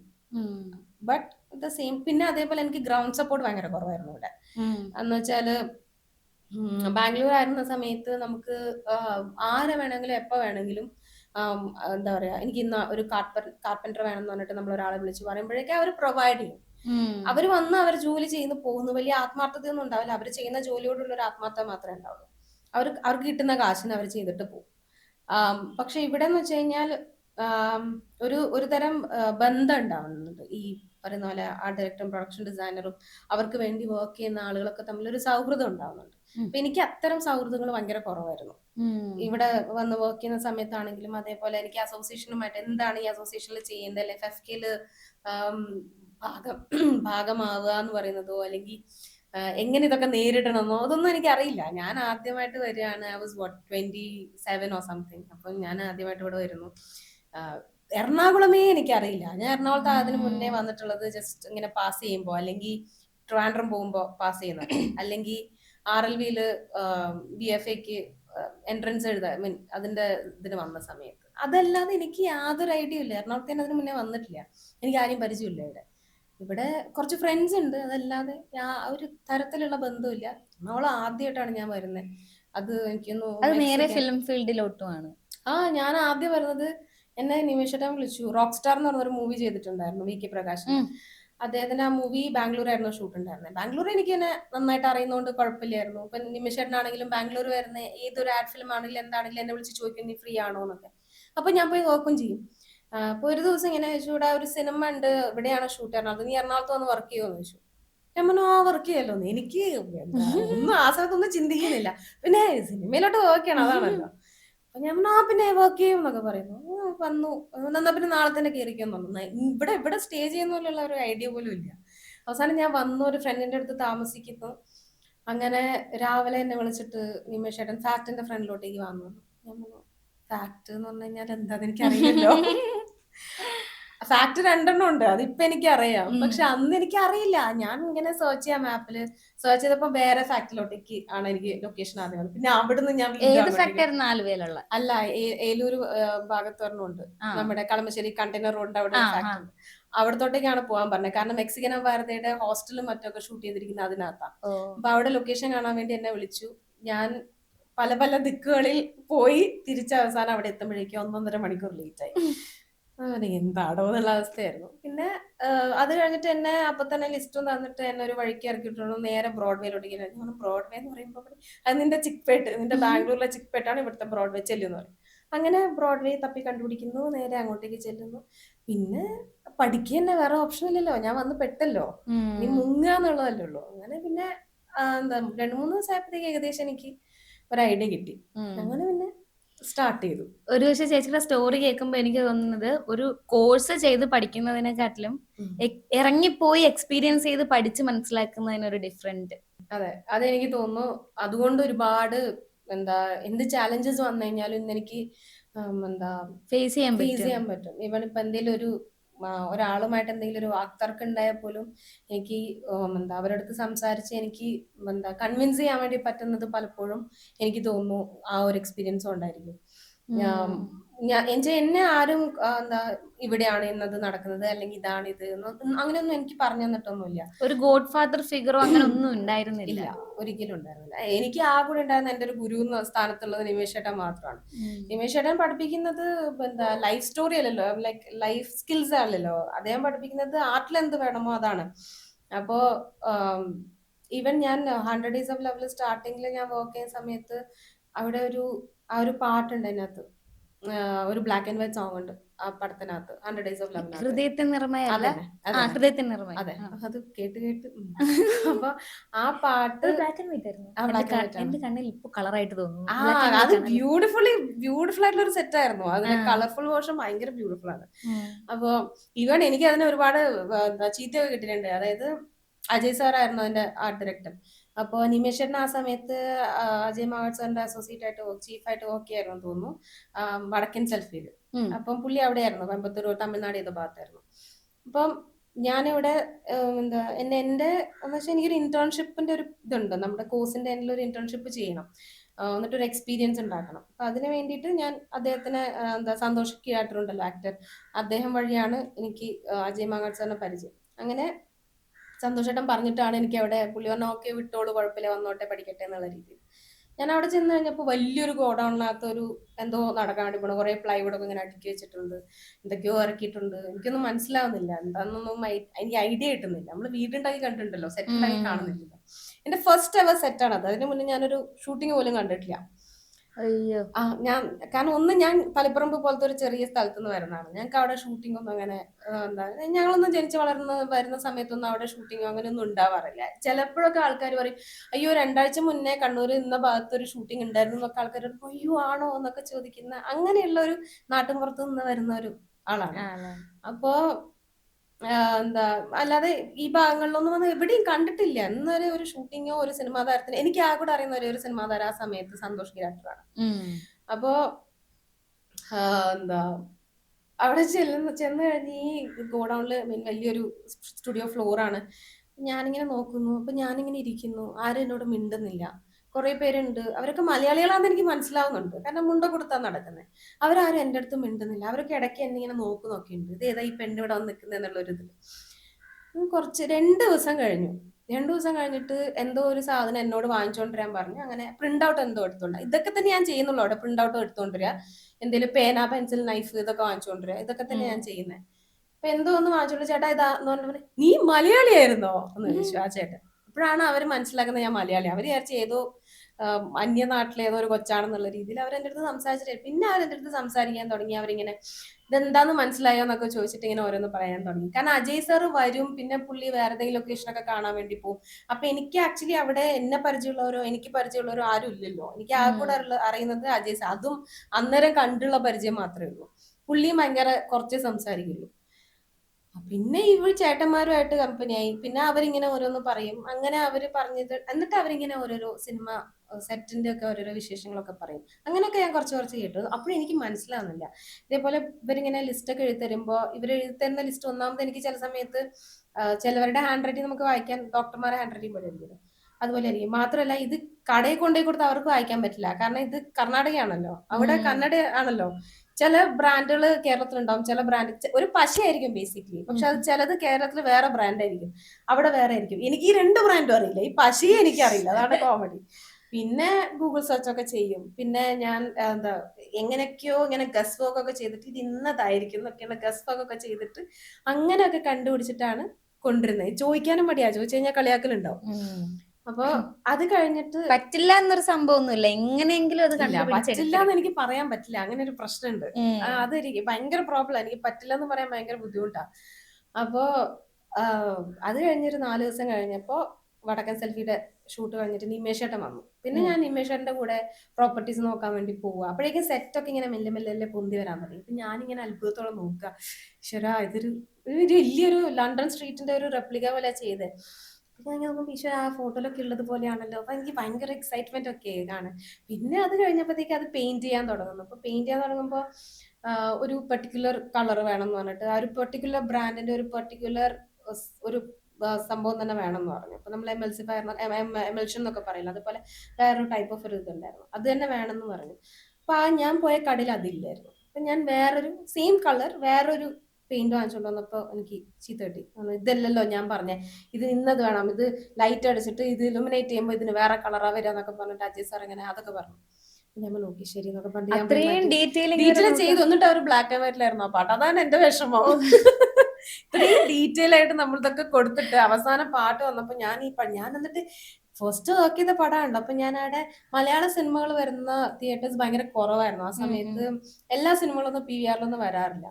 അപ്പോ ഗാലക്സി എന്ന് പറയുന്ന ഒരു തിയേറ്റർ ഉണ്ട് ബൊമ്മനഹള്ളിയില്. ചെറിയ തിയേറ്റർ, അതൊരു ഓഡിറ്റോറിയം പോലെ ഇരിക്കും. ഇപ്പൊ ഈ റൂമിനേക്കാൾ ഒരു ഡബിൾ ദ സൈസ് ഒക്കെ ഉണ്ടാവുള്ളൂ. എന്നിട്ട് കുറെ ഇങ്ങനെ കസേരകൾ ഇങ്ങനെ നിരത്തിയിട്ടിരിക്കും. എന്നിട്ട് ചെയ്ത് 2 സൈഡിലും കുറെ വള്ളിച്ചെടികളൊക്കെ വെച്ചിട്ടുള്ള ഒരു ചെറിയ തിയേറ്റർ, അത്രേ ഉള്ളൂ. അപ്പൊ അവിടെയാണ് ഞാൻ ഈ സിനിമ കാണാൻ വേണ്ടി പോണേ. അപ്പൊ അവിടെ ഇപ്പൊ പാട്ടിടുമ്പോ ഞാൻ ആ പാട്ടിലെ ഞാൻ വർക്ക് ചെയ്ത് മെയിൻ ആയിട്ട്. പിന്നെ പല പോർഷൻസ് ഉണ്ടെങ്കിലും അതിലൊന്നും അങ്ങനെ ഭയങ്കരമായിട്ട് സെറ്റ് വർക്ക് ഇല്ലായിരുന്നു. അപ്പൊ ഞാൻ ഇതിലാണ് ഞാൻ വർക്ക് ചെയ്യുന്നോണ്ട് ആ പാട്ടിന് വേണ്ടി ഇങ്ങനെ വെയിറ്റ് ചെയ്ത് അവസാനം പാട്ട് വന്നപ്പോഴത്തേക്കും അതിന് മുന്നേ നമ്മൾ ആ പാട്ട് ചെറിയ ചെറിയ ഇത് അവിടെ ഇവിടെ ഒക്കെ കാണുന്നുണ്ടായിരുന്നു. പക്ഷെ ഞാൻ പറഞ്ഞു ഇല്ലില്ല, കളറും ഉണ്ട് സിനിമയിൽ വരുമ്പോ കളർ ഉണ്ടാവും എന്നാ പറഞ്ഞത്. അവിടെ എന്നപ്പോ ഫുൾ ബ്ലാക്ക് ആൻഡ് വൈറ്റ്. എന്റെ ഫ്രണ്ട്സ് എല്ലാരും എന്നെ ട്രോളി, അയ്യേ. പക്ഷേ എക്സ്പീരിയൻസ് ആയിരുന്നു, ഭയങ്കര എക്സ്പീരിയൻസ് ആയിരുന്നു. ഒരേ ഒരു ഫ്ലോറിൽ 2 ടൈപ്പ് ഓഫ് സെറ്റ് ക്രിയേറ്റ് ചെയ്യാം, അതൊരു എക്സ്പീരിയൻസ് ആയിരുന്നു. First ever time I so celebrity Dulquer Salman ഇങ്ങനെ കട്ടനെ കുറിച്ചുകൊണ്ട് അതുവഴിക്ക് പോകുന്നു. സംസാരിക്കോ അങ്ങനെ എന്തെങ്കിലും ചെയ്തിട്ടുണ്ട്? ഇല്ല, പുള്ളി ഇങ്ങനെ സ്മൈൽ ചെയ്യും, ഹായ് എന്നൊക്കെ പറയാം, അത്രേ ഉള്ളൂ. അതൊരു എന്താ പറയാ, ഞങ്ങൾ ആർട്ട് വർക്ക് ചെയ്ത ഒരു സ്പേസിലായിരുന്നു പുള്ളിയുടെ കോസ്റ്റ്യൂംസ് ഒക്കെ ഹാങ് ചെയ്തോണ്ടിരുന്നത്. അപ്പൊ പുള്ളി ഒരു കട്ടൻ ചായ ഒക്കെ കുടിച്ചിട്ട് ആ ഭാഗത്തോട്ടേക്ക് വരുമ്പോ അങ്ങനെ പാസ് ചെയ്ത് പോകുന്ന സമയത്ത് ചിരിച്ചിട്ട് അങ്ങനെ പോയി, അത്രേ ഉള്ളൂ. അല്ലാതെ വേറെ കോൺവെർസേഷൻസ് ഒന്നും ഇല്ല. എനിക്ക് തോന്നുന്നില്ല അങ്ങനെ അതിന്റെ ആവശ്യമില്ലല്ലോ. എനിക്ക് തോന്നുന്നു ഏറ്റവും ഈ ഒരു സിനിമയില് ബിഹൈൻഡ് വർക്ക് ചെയ്യുന്നതിൽ ഏറ്റവും സ്ട്രഗിൾ ആയിട്ട് വർക്ക് ചെയ്യുന്നത് ആർട്ട് ഡിപ്പാർട്ട്മെന്റ് തന്നെ ആയിരിക്കും. സ്ട്രഗിൾസ് വരിക എല്ലാ ഡിപ്പാർട്ട്മെന്റിനും ഉണ്ട്, പക്ഷെ എനിക്ക് തോന്നുന്നു മാൻ പവർ ഏറ്റവും കൂടുതൽ വേണ്ടി വരിക, അല്ലെങ്കിൽ അങ്ങനത്തെ ഫിസിക്കലി ഉള്ള സ്ട്രഗിൾസ് കൂടുതലും. എനിക്ക് തോന്നുന്നത് എന്താന്ന് വെച്ച് കഴിഞ്ഞാൽ ഫിസിക്കലി ആൻഡ് മെന്റലി ഇവിടെ ഒരു സ്ട്രഗിൾ വരുന്നുണ്ട്. കാരണം ഇപ്പൊ നമ്മളിപ്പോ ഇവൺ ഒരു എന്താണ് ആ ഒരു ആർട്ട് ഡിപ്പാർട്ട്മെന്റിൽ ഏറ്റവും ചെറിയ ഒരു ഇതിൽ നിൽക്കുന്ന ഒരു അസിസ്റ്റന്റ് ആണെങ്കിൽ പോലും പലപ്പോഴും പല കാര്യങ്ങളും ചിന്തിച്ചിട്ട് മാത്രമേ വർക്ക് ചെയ്യാൻ പറ്റുള്ളൂ. വെറുതെ ഒരു കാൽക്കുലേഷൻസിന്റെ പുറത്ത് ചെയ്യാൻ പറ്റില്ല. അപ്പം മാൻ പവർ ഉണ്ട്. അറ്റ് ദ സെയിം ടൈം എന്താ ചിന്തിക്കണം, ഇതാണ് ഇതിന്റെ എന്താണ് ഉപയോഗം, ഇന്നതിന് വേണ്ടിയാണ് ഇന്നത് ചെയ്യുന്നത്, അപ്പൊ ഇതിനെ ഇങ്ങനെ ചെയ്തു കഴിഞ്ഞാൽ മാത്രമേ ശരിയാവൂ എന്നുള്ളത് അവർ ആദ്യമേ ചിന്തിക്കണം. അപ്പൊ അതെല്ലാവരും ഒരേപോലെ ചിന്തിച്ചു കഴിഞ്ഞാൽ മാത്രമേ നമുക്ക് വർക്ക് ചെയ്യാൻ പറ്റുള്ളൂ. അപ്പം നമുക്ക് ഇപ്പൊ നമ്മളിപ്പോ ഞാനൊരു ആർട്ട് ഡയറക്ടർ ആണ്, ഞാൻ പറയാണ് ഇന്നതാണ് സെറ്റ്, ഇന്നതാണ് സ്കെച്ച് എന്ന് പറഞ്ഞിട്ട് സ്കെച്ച് കൊടുക്കുന്നു, വർക്ക് ഇതാണെന്ന് പറയുന്നു. അതിനുശേഷം ഇതിങ്ങനെയാണ് വരിക, ഇവിടെ ഇന്നതാണ് സംഭവിക്കാൻ പോകുന്നത്, ഇന്നതിന്റെ പുറത്ത് ഇത്ര പേര് നിൽക്കുന്നുണ്ടാവാം, ഇത് നടക്കാൻ പറ്റുന്ന ഒരു സ്റ്റേജ് ആയിരിക്കണം, ഇപ്പുറത്തെ സൈഡിൽ ഇത് നടക്കേണ്ട ആവശ്യമില്ല, അത് വെറുതെ കാണാൻ വേണ്ടി മാത്രമാണ്, അങ്ങനെയൊക്കെ നമ്മൾ പറയുന്നു. അതിന്റെ സ്ട്രെങ്തും മറ്റു കാര്യങ്ങളൊക്കെ ഡിസൈഡ് ചെയ്യുന്നത് ഈ കാർപ്പന്റേഴ്സ് ആണല്ലോ, അല്ലാതെ നമ്മളല്ലല്ലോ പറയുന്നത് ഇത്രയാണ്, അത് ഇങ്ങനെ വേണം, അല്ലെങ്കിൽ ഇതിങ്ങനെ ചെയ്തിട്ട് ഇതിന്റെ ആംഗിൾ അങ്ങനെ ആക്കി, അങ്ങനെയൊന്നും അല്ലല്ലോ നമ്മൾ പറയുന്നത്. നമ്മൾ സെറ്റ് വർക്ക് ഇങ്ങനെയൊക്കെയാണ് ചെയ്യേണ്ടതെന്ന് പറയുന്നു. നമ്മൾ അത് എന്താ പറയാ, നമ്മളിപ്പോ ഈ DIY ചെയ്യുന്ന പോലുള്ള ഒരു സെറ്റപ്പ് ഉണ്ടാക്കി കൊടുത്തിട്ട് ചെയ്യൂന്നല്ലോ, അത് അവർ തന്നെ ചിന്തിച്ച് ചെയ്യേണ്ടതാണല്ലോ. ഇവൺ പെയിന്റ് അടിക്കുമ്പോൾ അല്ലെങ്കിൽ ഡള്ളിങ് ആർട്ടിസ്റ്റിനെ കൊണ്ടുവരുമ്പോൾ ബേസിക് ആയിട്ടുള്ള എല്ലാ കാര്യങ്ങളും അവർ ചെയ്യണം. അതിനുശേഷം നമുക്ക് എക്സ്ട്രാ എന്തെങ്കിലും വേണമെങ്കിലാണ്, അല്ല നമുക്ക് ഇന്നത് തന്നെ ഈ പോർഷനിൽ വേണം എന്ന് പറയുമ്പോൾ അവർ അതിനനുസരിച്ചുള്ള റെഫറൻസ് വെച്ചിട്ട് അവർ ചെയ്യുന്നു. ബട്ട് ബേസിക് ആയിട്ടുള്ള അവർക്ക് അറിഞ്ഞിരുന്നല്ലേ പറ്റുള്ളൂ. അപ്പൊ ഫിസിക്കലി ഉള്ള ഒരു ടാസ്ക് ഉണ്ട്, അതുപോലെ തന്നെ ചിന്തിക്കേണ്ട ഒരു പ്രശ്നമുണ്ട്. കളേഴ്സിനെ കുറിച്ച് ചിന്തിക്കണം. നമുക്ക് വെറുതെ ഡൾ ചെയ്യാൻ വേണ്ടിയിട്ട് ഏതെങ്കിലും ഒരു കളർ എടുത്ത് കൊടുത്താൽ പോരാ. അല്ലെങ്കിൽ ഒരു വാളിന് ഒരു കളർ കൊടുക്കുന്നു. അപ്പം പക്ഷെ ആ കളർ ഭയങ്കരമായിട്ട് ജാർ ചെയ്യും. ചിലപ്പോൾ ലൈറ്റ് അടിക്കുമ്പോൾ അത് പുറത്തോട്ടേക്ക് വിടുന്ന ലൈറ്റ് വേറെ ആയിരിക്കും. അപ്പൊ അത് ഫ്രണ്ടിൽ നിൽക്കുന്ന ക്യാരക്ടേഴ്സിനെ ചിലപ്പോൾ എഫക്ട് ചെയ്യും. അപ്പം നമ്മൾ ഈവൻ പെയിന്റ് ചൂസ് ചെയ്ത് നമ്മൾ കൊടുക്കുമ്പോഴും നമ്മൾ അത് ചിന്തിച്ചിട്ട് കൊടുക്കണം. അവരതിനകത്ത് ചിലപ്പോ എന്താ അടിക്കുന്ന സമയത്ത് ചിലപ്പോൾ ചെറിയ എന്തെങ്കിലും വ്യത്യാസം വന്നിട്ടുണ്ട്. അപ്പൊ അവര് തന്നെ അത് ചിന്തിച്ച് ചിലപ്പോൾ ചെയ്യേണ്ടി വരും. അപ്പൊ ചില ഡിസിഷൻസ് അവർ തന്നെ സ്വന്തമായി എടുക്കേണ്ട ഡിസിഷൻസ് ഉണ്ടാവും. അപ്പൊ എല്ലാവരും ചിന്തിച്ചിട്ട് ചെയ്യേണ്ടതുകൊണ്ട് ഈ മെന്റലി ഉള്ള വർക്കും ഫിസിക്കലി ഉള്ള വർക്കും ഉണ്ട്. രണ്ട് രീതിയിലും എക്സോസ്റ്റഡ് ആവും. അതാണ് ആർട്ടിന്റെ ഒരു പ്രശ്നം. അപ്പം ഇപ്പം ഓപ്പറേഷൻ ജാവ എത്ര ദിവസം ഉണ്ടായിരുന്നു മൊത്തം ചേച്ചിക്ക് വർക്ക് ആയിട്ട് വരുന്നത്? എനിക്ക് 35 days ആയിരുന്നു ഷൂട്ട് ഉണ്ടായിരുന്നത്. 10 ദിവസം സെറ്റ് വർക്കിന് വേണ്ടി തരണം എന്ന് പറഞ്ഞിരുന്നു. 10 ദിവസം എനിക്ക് കിട്ടിയിട്ടില്ല. കാരണം ചില നാച്ചുറൽ ഇഷ്യൂസ് കാരണം മഴയോ എന്തോന്ന് പെയ്തപ്പോഴേക്കും പെട്ടെന്ന് സെറ്റിലോട്ടേക്ക് കയറേണ്ട ഒരു സിറ്റുവേഷൻ വന്നപ്പോൾ ഞങ്ങൾക്ക് ലാസ്റ്റ് മിനിറ്റ് റഷ് ചെയ്യേണ്ടി വന്നിട്ടുണ്ടായിരുന്നു. അത് കഴിഞ്ഞിട്ട് പിന്നെ നമ്മൾ ഒന്ന് ബ്രേക്ക് ചെയ്ത് വീണ്ടും ഒരു 10 ദിവസം ഉണ്ടായിരുന്നു. അത് കഴിഞ്ഞിട്ട് മൊത്തത്തിൽ ഒരു 45 to 50 days ഉണ്ടായിരുന്നു ഇടയ്ക്കിടയ്ക്കായിട്ട് ഷൂട്ട് ചെയ്തിട്ട്. അപ്പം ഓപ്പറേഷൻ ജാവ എന്ന് പറയുമ്പോൾ തരുൺ ചേട്ടനാണെങ്കിലും തരുൺ ചേട്ടന്റെ ഫസ്റ്റ് മൂവിയാണ്. പക്ഷെ ഭയങ്കര വിഷൻസ് ഉള്ള ഒരു ഡയറക്ടറാണ് തരുൺ ചേട്ടൻ. അപ്പം അദ്ദേഹത്തിന്റെ കൂടെ വർക്ക് ചെയ്തൊരു എക്സ്പീരിയൻസ് എങ്ങനെ ഉണ്ടായിരുന്നു? ലൈക്ക് പുള്ളിക്ക് ഓൾറെഡി ഒരു ഐഡിയ ഉണ്ടാവുമല്ലോ എങ്ങനെ വേണം, എന്താണ് ക്ലാരിറ്റി പുള്ളിക്ക് ഉണ്ടാവും. അപ്പം അതിനകത്ത് ചേച്ചിയുടെ ഐഡിയാസും കൂടെ ഇൻകോർപ്പറേറ്റ് ചെയ്ത് വരുമ്പോഴത്തേക്ക് എങ്ങനെയായിരുന്നു ആ ഒരു പ്രോസസ് ഒക്കെ? തരുണിനെ എനിക്ക് അതിന് മുന്നേ പരിചയമുണ്ട്. എൻ്റെ ഒരു ഫ്രണ്ട് അഭിജിത്ത്, അദ്ദേഹം ഡയറക്ടറാണ്. അപ്പൊ അഭിജിത്തിന്റെ വളരെ അടുത്ത സുഹൃത്താണ് തരുൺ. അപ്പോൾ അവര് രണ്ടുപേരും ഒരുമിച്ച് ചെയ്യാൻ വേണ്ടി ഇരുന്ന ഒരു സിനിമയായിരുന്നു ഓപ്പറേഷൻ ജാവ. അന്ന് വേറൊരു പേരായിരുന്നു. അതിനു മുന്നേ തരുണിന്റെ 2-3 ആഡ് ഫിലിംസിലൊക്കെ ഞാൻ ആർട്ട് ചെയ്തിട്ടുണ്ടായിരുന്നു. അങ്ങനെയാണ് എനിക്ക് തരുണുമായിട്ട് വർക്കിംഗ് ഇതിൽ എനിക്ക് പരിചയം. അപ്പം ഓപ്പറേഷൻ ജാവയുടെ സ്ക്രിപ്റ്റ് ആണെങ്കിലും വളരെ മുന്നേ തന്നെ ഞാനത് വായിച്ചിട്ടൊക്കെ ഉണ്ടായിരുന്നു. അഭിപ്രായം ചോദിക്കാൻ നമ്മുടെ ഫ്രണ്ട്സിന്റെ അടുത്താണല്ലോ കൊടുക്കുക. അപ്പൊ അങ്ങനെ അഭിപ്രായം ചോദിക്കാനൊക്കെ വേണ്ടി തരുവൊക്കെ ചെയ്തിട്ടുണ്ടായിരുന്നു. അത് കഴിഞ്ഞ് പടം തുടങ്ങിയപ്പോ മുതല് ഞാൻ പറഞ്ഞല്ലോ, പ്രീ പ്രൊഡക്ഷന്റെ സമയത്ത് ഒരുപാട് നമുക്ക് ഇരിക്കാൻ പറ്റിയ ഒരു വർക്കായിരുന്നു. പല സിറ്റുവേഷൻസിലും നമുക്ക് ചിലപ്പോൾ പ്രീ പ്രൊഡക്ഷൻ ഒരുപാട് ഇരിക്കാൻ പറ്റിയെന്ന് വരില്ല. ചിലപ്പോ പെട്ടെന്ന് നമുക്ക് ഒരു ആർട്ടിസ്റ്റിന്റെ ഡേറ്റ് കിട്ടിക്കഴിഞ്ഞാൽ പെട്ടെന്ന് നമ്മൾ സ്റ്റാർട്ട് ചെയ്യണം എന്നൊക്കെയുള്ള ഒരു സിറ്റുവേഷൻ വരുമ്പോഴേക്കും പ്രീ പ്രൊഡക്ഷൻ അത്ര കാര്യമായി നടത്താൻ പറ്റില്ല. പക്ഷേ ഓപ്പറേഷൻ ജാവയ്ക്ക് നമുക്ക് പ്രീ പ്രൊഡക്ഷൻ ഒരുപാട് ടൈം ഉണ്ടായിരുന്നു. അപ്പോ ഒരുപാട് നമ്മള് ഡീറ്റെയിൽ ആയിട്ട് ഓരോ കഥയും വളരെ ഡീറ്റെയിൽ ആയിട്ട് ഡിസ്കസ് ചെയ്തിട്ട് നമുക്ക് നമ്മുടെ ബഡ്ജറ്റിന്റെ കൺസ്ട്രെയിൻസ് എന്തൊക്കെയാണെന്നുള്ളത് നേരത്തെ കൂട്ടി ചിന്തിച്ച്, അതേപോലെ ഫായുടെയും ആ സമയത്ത് സിനിമാറ്റോഗ്രാഫർ ഫായുടെയും എനിക്ക് തോന്നുന്നു 2ാമത്തെ പടം എന്തോ ആയിരുന്നു ഓപ്പറേഷൻ ജാവ. അപ്പോൾ നമ്മളെല്ലാരും ഒരുമിച്ചിരുന്ന് കുറെ അതിനെ കുറിച്ച് സംസാരിക്കും. ഈവൻ കോസ്റ്റ്യൂം ഡിസൈനറും അവരും ആ സമയത്ത് പുതിയതായിരുന്നു, മഞ്ജുഷ. അപ്പോൾ നമ്മളെല്ലാരും ഒരുമിച്ചിരുന്ന് കുറെ ഡിസ്കസ് ഒക്കെ ചെയ്ത് കളേഴ്സിനെ കുറിച്ച് ഞാനും മഞ്ജു ഒക്കെ ഒരുപാട് ഇരുന്ന് സംസാരിച്ച് അങ്ങനെയൊക്കെ ഒരുപാട് ടൈം കിട്ടിയിട്ടുണ്ടായിരുന്നു. അതുകൊണ്ട് തന്നെ നമ്മളൊന്ന് ചെയ്ത് വന്നപ്പോഴത്തേക്കും നമുക്ക് ഒരുപാട് എല്ലാ സിനിമയിലും ഒരുപാട് ടെൻഷൻസും ഒരുപാട് സ്ട്രെസ്സും ഒരുപാട് പുഷിങ് ഫാക്ടേഴ്സ് ഉണ്ടാവുമെങ്കിലും നമുക്ക് ഒരു കംഫർട്ടബിൾ സോൺ ആയിരുന്നു വർക്ക് ചെയ്യാൻ വേണ്ടി. ഈവൻ തരുണാണെങ്കിലും ഞാനും തരുണൊക്കെ ഇടയ്ക്ക് ചെറിയ ചെറിയ വാക്തർക്കങ്ങളൊക്കെ ഉണ്ടാവും. എന്നുവെച്ചാൽ നമ്മൾ ആദ്യത്തെ ഒരു 10-20 ദിവസത്തോളം ഷൂട്ട് ആ സൈബർസെല്ലിന്റെ അകത്ത് തന്നെയായിരുന്നു. ഒരേ സെറ്റ് കണ്ടുകൊണ്ടിരിക്കുന്ന സമയത്ത് തരുൺ വിചാരിച്ചു, ഈശ്വര ഇത് മൊത്തത്തിൽ ബോറടിക്കുമോ സെറ്റ് എന്നുള്ള രീതിയിൽ വിചാരിച്ചിട്ട് നമുക്ക് സെറ്റ് മാറ്റാൻ പറ്റില്ല. നമ്മൾ ഉദ്ദേശിക്കുന്നത് അത് തന്നെയാണ്. ഒരു അങ്ങനെയുള്ള നമ്മൾ പൊതുവിൽ ഒരു സർക്കാർ ഓഫീസ് എന്ന് പറയുമ്പോൾ തന്നെ അതിനകത്ത് വർക്ക് ചെയ്യുമ്പോഴത്തേക്ക് ഒരുപാട് ലിമിറ്റേഷൻസ് ഉണ്ടാവുമല്ലോ. അതിനൊക്കെ നമ്മൾ അഡ്രസ് ചെയ്തിട്ടാണ്. ഇന്നിപ്പോ ഒരുപാട് മാറി, പക്ഷെ അന്ന് അത് അത്രയും ലിമിറ്റഡ് ആയിട്ടുള്ള കുറച്ച് റിസോഴ്സസ് ഒക്കെ അവരുണ്ടാവുള്ളൂ. അപ്പൊ അങ്ങനെയൊക്കെയുള്ള രീതിയിലായിരുന്നു ഓഫീസിനെ നമ്മൾ ചിത്രീകരിച്ചിരുന്നത്, വെച്ചാൽ നമ്മൾ മനസ്സിൽ വിചാരിച്ചിരുന്നത്. അപ്പോൾ അത് തന്നെയായിരുന്നു നമ്മൾ ഉദ്ദേശിച്ചതും, അത് തന്നെയാണ് നമ്മൾ ആക്ച്വലി സ്ക്രീനിൽ കൊണ്ടുവരാൻ നോക്കിയത്. പക്ഷെ ഒരാൾ അവിടെ ഇരുന്നിട്ട് ഇപ്പം തരുൺ എന്ന് പറയുമ്പോഴത്തേക്ക് ആ സമയം എല്ലാ പ്രഷറും ഒരുമിച്ചെടുക്കാണ്. ഒരു എൻറ്റയർ സിനിമ, ഒരുപാട് ആർട്ടിസ്റ്റ്, ഒരുപാട് ലൊക്കേഷൻസ് വരുന്നുണ്ട്, ഒരുപാട് സീൻസ് സബ് സീൻസ് ഇങ്ങനെയൊക്കെ വരുന്നു, കുറെ ഡീറ്റെയിൽസ് ഉണ്ട്. ഇതിലൊക്കെ പുള്ളി അതിനകത്തൊക്കെ നോക്കണല്ലോ, എക്സോസ്റ്റഡ് ആവില്ല. അപ്പൊ അങ്ങനെ കുറെ അധികം സ്ട്രെസ്ഡ് ആയിരുന്ന സിറ്റുവേഷൻസിലൊക്കെ നമ്മൾ തമ്മിൽ കുറെ അടിയൊക്കെ ഉണ്ടാവും. അപ്പം പോയി ഇന്ന് നമ്മൾ സംസാരിച്ചിട്ട് അതൊന്ന് സോർട്ട് ചെയ്യും. പിന്നെ അത് കഴിഞ്ഞിട്ട് പിന്നെ മെല്ലെ വീണ്ടും നമ്മൾ ട്രാക്കിലോട്ട് കയറി. പിന്നെ അത് കഴിഞ്ഞ് ആ സെറ്റ് ഭയങ്കര സ്ട്രെസ്ഫുൾ ആയിരുന്നു. ഒന്നാമത്തെ കാര്യം സെറ്റ് വർക്ക്, ഞാൻ പറഞ്ഞല്ലോ, സെറ്റ് വർക്ക് പൂർത്തിയാവുന്നതിന് മുന്നേ അതിനകത്തോട്ടേക്ക് ഷൂട്ട് ചെയ്യാൻ വേണ്ടി അവർ കയറിയപ്പോൾ അപ്പൊ തന്നെ വലിയൊരു പ്രോബ്ലം ഉണ്ടാവും. അപ്പൊ നമ്മളിപ്പോ ഷൂട്ട് ചെയ്യാണ്, തന്റെ സ്റ്റുഡിയോയുടെ വർക്ക് അപ്പുറത്ത് സ്റ്റാർട്ട് ചെയ്തു തന്നെയായിരിക്കും. അവിടെ കാർപ്പൻറ്റേഴ്സ് ഒക്കെ അവിടെ ഫ്ലോർ ഒക്കെ റെഡി ആയിക്കൊണ്ടിരിക്കുകയായിരിക്കും. നമുക്കിവിടെ റെക്കോർഡ് ചെയ്യാൻ പറ്റുമോ? ഇല്ല. അതേപോലെ അപ്പൊ നമ്മൾ റെക്കോർഡ് ചെയ്യുന്ന സമയത്ത് അവർ വർക്ക് നിർത്തി വെക്കേണ്ടി വരും. അപ്പൊ അങ്ങനെയൊക്കെയുള്ള കുറേ കോംപ്ലിക്കേഷൻസ് ഒക്കെ ഉണ്ടായിരുന്നു. അപ്പൊ അവിടെ അതൊക്കെ ഭയങ്കര സ്ട്രെസ്ഫുൾ ആയിരുന്നു. ഒരേ ഫ്ലോറിൽ തന്നെ ഒരു പെർട്ടിക്കുലർ ഏരിയയിൽ സെറ്റ് വർക്ക് നടക്കുന്നു, മറ്റൊരു റൂമിൽ ഒരു ഓഫീസ് ഷൂട്ട് ചെയ്തുകൊണ്ടിരിക്കുമ്പോഴേക്കും ഭയങ്കര വിനായകനൊക്കെ വരുന്ന സിറ്റുവേഷൻ ഒക്കെ. അപ്പൊ അത് ഒരുപാട് സ്ട്രെസ്ഫുൾ ആയിരുന്നു. പക്ഷെ അങ്ങനെ ആയിരുന്നെങ്കിലും അവിടുത്തെ ഷൂട്ട് കഴിഞ്ഞ് നമ്മൾ പുറത്തോട്ടേക്ക് ഇറങ്ങി കഴിഞ്ഞപ്പോഴത്തേക്ക് പിന്നെ വീണ്ടും നമ്മൾ ട്രാക്കിലോട്ടേക്ക് വന്നു. ട്രാക്കിലോട്ടേക്ക് വന്നതല്ല, പിന്നെയും കുറച്ചും കൂടി എൻജോയബിൾ ആയിട്ടുള്ള ഒരു ഇതിലോട്ടേക്ക് പോയി. പിന്നെ ലാസ്റ്റ് സെഗ്മെന്റ് ആക്ച്വലി ഷൂട്ട് ചെയ്തത് ആ ലാസ്റ്റ് ടുവേർഡ്സ് ദ എൻഡിൽ തന്നെയാണ്. അപ്പോൾ അപ്പോഴേക്കും ആ സെറ്റൊക്കെ നമ്മൾ റെഡിയാക്കി, അതൊക്കെ റെഡിയായി അവർ അതൊക്കെ കണ്ടു കഴിഞ്ഞപ്പോഴേ അവർക്കത് ഭയങ്കര സന്തോഷമായി. അപ്പോൾ ടുവേർഡ്സ് ദി എൻഡ് വീണ്ടും നമ്മൾ ഒരേ ഇതിലോട്ടേക്ക് വന്നു, സെയിം പേജിലോട്ടേക്ക് വന്നു. പക്ഷെ ഇനീഷ്യലി കുറെ അധികം എന്താ പറയാ ഫ്രിക്ഷൻ ഉണ്ടായിരുന്നു. അത് എനിക്ക് തോന്നുന്നു എല്ലാ സിനിമയുടെ തുടക്കത്തിലും ഉണ്ടാവും. അത് വർക്ക് നന്നാവാൻ വേണ്ടിയിട്ടുള്ള ഒരു ഡിസ്കഷൻ ആണ്, പൊതുവിലൊരു ഡിസ്കഷൻ ആണ്. പക്ഷെ അതേസമയം എന്താണ്, ഡയറക്ടർ പുതിയൊരാളാവുമ്പോഴത്തേക്കും, പുതിയൊരാളെന്ന് പറയുമ്പോൾ നമ്മൾ ഒരുപാട് അസോസിയേറ്റ് ചെയ്തിട്ടുള്ള ഒരു എക്സ്പീരിയൻസ് ഉള്ള ഒരാളാണെങ്കിൽ പോലും അയാൾക്ക് പ്രശ്നം ഉണ്ടാവില്ല. പക്ഷെ ഒരു ഫുൾ ഫ്ലെഡ്ജ് സിനിമ ആദ്യമായിട്ട് ഒരുപാട് സിനിമകൾ അസിസ്റ്റ് ചെയ്യാതെ ചെയ്യുമ്പോഴേക്കും ആ ഡയറക്ടർ ഒരുപാട് സ്ട്രെസ് എടുക്കും.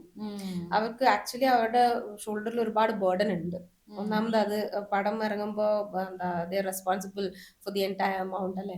അപ്പൊ അങ്ങനെയൊക്കെ ഉള്ളത് കൊണ്ടുള്ള ഒരു സ്ട്രെസ് അവർക്ക് അല്ലാതെ തന്നെ ഉണ്ടാവും. നമുക്ക് മനസ്സിലാക്കാവുന്നതേ ഉള്ളൂ. ചേച്ചിയുടെ വർക്ക്സിന്റെ പ്രത്യേകതയായിട്ട് എനിക്ക് ഫീൽ ചെയ്തിട്ടുള്ളത് ഭയങ്കര റിയലിസ്റ്റിക് ആണ്. ലൈക്ക് അതൊരു സെറ്റ് ആണെന്ന്. ഇപ്പം ഓപ്പറേഷൻ ജാവയിലെ കാര്യമാണെങ്കിലും അത് സൈബർ സെല്ലിൽ പോയിട്ട് ഷൂട്ട് ചെയ്ത പോലത്തെ ഒരു എഫക്റ്റ് ആണ് നമുക്ക് കിട്ടുക. അപ്പം ചേച്ചിക്ക് എന്തെങ്കിലും അങ്ങനെ ഞാൻ ചെയ്യുന്നത് അത്രയും റിയലിസ്റ്റിക് ആയിരിക്കണം, അല്ലെങ്കിൽ ജീവൻ ഉള്ള പോലെ തോന്നണം എന്നൊരു വാശി ചേച്ചിക്കുള്ളിലുണ്ടോ? ഉണ്ട്. അത് ഒന്നാമത്തെ കാര്യം എന്താന്ന് വെച്ച് കഴിഞ്ഞാല്, എപ്പോഴും എന്താണ് റിയലിസത്തിന്റെ മേജർ ആയിട്ടുള്ള അടിത്തറ എന്ന് പറയുന്നത് എന്താ അറിയോ? ഫ്ലോസ് ആണ്. നമ്മളൊരു എന്താണ് ഒരു സാധാരണക്കാരന്റെ ജീവിതം അങ്ങനെയൊക്കെ നമ്മൾ ഷൂട്ട് ചെയ്യുന്ന സമയത്ത് ആ വീട്ടിൽ ഒരുപാട് പാളിച്ചകൾ ഉണ്ടാവും, ഫ്ലോസ് ഉണ്ടാവും. ആ ഫ്ലോസ് ആണ് ബേസിക്കലി റിയലിസം ഉണ്ടാക്കുന്നത്. ഫ്ലോസ് കൂടിയാൽ അത് സെറ്റ് വർക്ക് ആയിട്ട് ഫീൽ ചെയ്യുകയും ചെയ്യും. അത് ആവശ്യമില്ല, ബാലൻസിലാണ് അത് പോകേണ്ടത്. അറ്റ് ദ സെയിം ടൈം നമ്മളൊരു എന്താണ് എക്സ്ട്രീംലി റിച്ച് ആയിട്ടുള്ള ഒരാളുടെ സ്റ്റോറിയാണ് എടുക്കുന്നതെങ്കിൽ അവിടെ ഫ്ലോലെസ് ആയാലേ ശരിയാവുള്ളൂ. അപ്പോഴാണ് അവിടെ റിയലിസം വരുള്ളൂ. കാരണം അയാൾക്ക് ഒരു പൊടി പോലും ചിലപ്പോൾ അയാളുടെ കൗച്ചിൽ ഇഷ്ടപ്പെടുന്നുണ്ടാവില്ലായിരിക്കും. അയാൾക്ക് അത്രയും ഒരു ചെറിയ ക്രീസ് പോലും അയാളുടെ ഡ്രസ്സിലേക്ക് ഇഷ്ടമുണ്ടാവില്ല. അപ്പൊ അങ്ങനെ ഉള്ള ഒരാളുടെ ഇത് ചെയ്യുമ്പോൾ ഫ്ലോലെസ് ആവുക എന്ന് പറയുന്നതാണ്. അപ്പൊ അത് ക്യാരക്ടറിനെ മനസ്സിലാക്കുക എന്നുള്ളതാണ് ബേസിക്കലി ഒരു ആർട്ട് ഡയറക്ടർ ചെയ്യേണ്ട ഒരു കാര്യം, ഒരു പ്രൊഡക്ഷൻ ഡിസൈനർ ബേസിക്കലി ചെയ്യേണ്ട കാര്യം. അപ്പോൾ ഞാൻ എപ്പോഴും ചോദിക്കുന്ന ഒരു കാര്യമാണ്, ഒരു സ്ക്രിപ്റ്റ് കേട്ട് കഴിഞ്ഞാൽ നിങ്ങളുടെ ഈ ക്യാരക്ടർ എങ്ങനെയുള്ള ഒരാളാണ്, അല്ലെങ്കിൽ അയാളുടെ റൂം എങ്ങനെ ഇരിക്കണം, അയാൾക്ക് എന്താണ് അയാളുടെ താല്പര്യം. നമ്മളിപ്പോൾ ചിലപ്പോൾ ഒരു സ്റ്റോറി നടക്കുന്നത് ചിലപ്പോൾ 2.5 ദിവസം 3 ദിവസത്തിലൊക്കെ ആയിരിക്കും. പക്ഷെ ആ ഒരു സിനിമ നടക്കുന്നത് ഒരു ഇവന്റിനെ, ഒരാളുടെ ലൈഫിലുള്ള ഒരു ഇവന്റിനെ ബേസ് ചെയ്തിട്ടായിരിക്കും. അപ്പോൾ ചിലപ്പോൾ അയാളുടെ ജീവിതത്തിൽ സംഭവിക്കുന്ന ഒരാഴ്ചയായിരിക്കാം, അല്ലെങ്കിൽ ഒരു മാസമായിരിക്കും, അങ്ങനെ ആയിരിക്കും. പക്ഷെ അതിന് മുന്നേയും ആ ഒരു ക്യാരക്ടറിന് ലൈഫ് ഉണ്ട്, അതിനുശേഷം ആ ക്യാരക്ടറിന് ലൈഫ് ഉണ്ടെന്ന് ചിന്തിക്കുമ്പോൾ ആ ക്യാരക്ടറിന് ഒരു ആർക്ക് ഉണ്ടാവുകയും ആ ക്യാരക്ടറിന് ഒരു ക്യാരക്ടർ ഉണ്ടാവുകയും ചെയ്യും. ആ കഥാപാത്രത്തിന് ഒരു ക്യാരക്ടറിസ്റ്റിക്സ് ഉണ്ട്, ഒരു എന്നുവെച്ചാൽ അയാൾക്ക് ചില ഇഷ്ടങ്ങൾ ഉണ്ടാവാം, ചില ഇഷ്ടാനിഷ്ടങ്ങൾ ഉണ്ടാവാം, ചില ഹോബീസ് ഉണ്ടാവാം. അപ്പൊ അത് നമ്മൾ ചിന്തിച്ചു കഴിയുമ്പോൾ നമുക്ക് അയാളുടെ റൂം ഡിസൈൻ ചെയ്യാൻ കുറച്ചും കൂടി എളുപ്പമാവും. അപ്പൊ എനിക്ക് എന്താ പറയാ, റിയലിസം എന്ന് പറയുന്നത് വെച്ചാൽ, ഇപ്പൊ എനിക്ക് ലില്ലിയില് എന്താ പറയാ, എൻ്റെ ഒരു സുഹൃത്ത് പറഞ്ഞതിൽ എത്ര വാസ്തവം ഉണ്ടെന്ന് എനിക്കറിയില്ല. പക്ഷെ എനിക്ക് തോന്നുന്നു വാസ്തവം ഉണ്ടെന്ന് തോന്നുന്നു. കാരണം കള്ളം പറയേണ്ട കാര്യമില്ല. പുള്ളി പറഞ്ഞാണ് അത് എനിക്ക് എന്താണ് ഏതോ ഒരു പർട്ടിക്കുലർ ഒരു പ്രസ്റ്റീജിയസ് ആയിട്ടുള്ള ഒരു അവാർഡിന് വേണ്ടിയിട്ട് എന്റെ പടം ലില്ലി ആർട്ട് ഡയറക്ഷനിൽ ഉണ്ടായിരുന്നു. എന്തുകൊണ്ടായിരുന്നു അവാർഡ് കിട്ടാന്ന് വെച്ച് കഴിഞ്ഞാൽ ഇതിനകത്ത് എവിടെ ആർട്ട് എന്ന് ചോദിച്ചിട്ടാണ് അത് കിട്ടാതിരുന്നത് എന്ന് പറഞ്ഞു. അപ്പോ അവർക്ക് മനസ്സിലായിട്ടില്ല അതിനകത്ത് ആർട്ട് വർക്ക് ചെയ്തിട്ടുണ്ട് എന്നുള്ളത്. അതിനകത്തുള്ള ആർട്ട് വർക്ക് എന്താണെന്ന് വെച്ച് കഴിഞ്ഞാല് വളരെ എന്താ ഇൻഹാബിറ്റബിൾ ആയിട്ടുള്ള ഒരു പർട്ടിക്കുലർ വീടാണ് ലില്ലിയുടെയും ലിലിയുടെ ഹസ്ബൻഡിന്റെയും വീടായിട്ട് നമ്മൾ സെറ്റ് ചെയ്തത്. ഒരു 1.5 ദിവസം കൊണ്ട് ആ എൻറ്റയർ വീടിനെ ഹാബിറ്റബിൾ ആക്കി മാറ്റി അതിനെ എന്താണ് അതിനകത്തോട്ടേക്ക് ഒരു ലൈഫ് കൊണ്ടുവന്ന് സെറ്റ് ചെയ്ത് അങ്ങനെയൊക്കെയാണ് ആ വീട് ഉണ്ടാക്കിയെടുത്തത്. അതൊരു വീട്ടിൽ പോയി ഷൂട്ട് ചെയ്തതല്ല.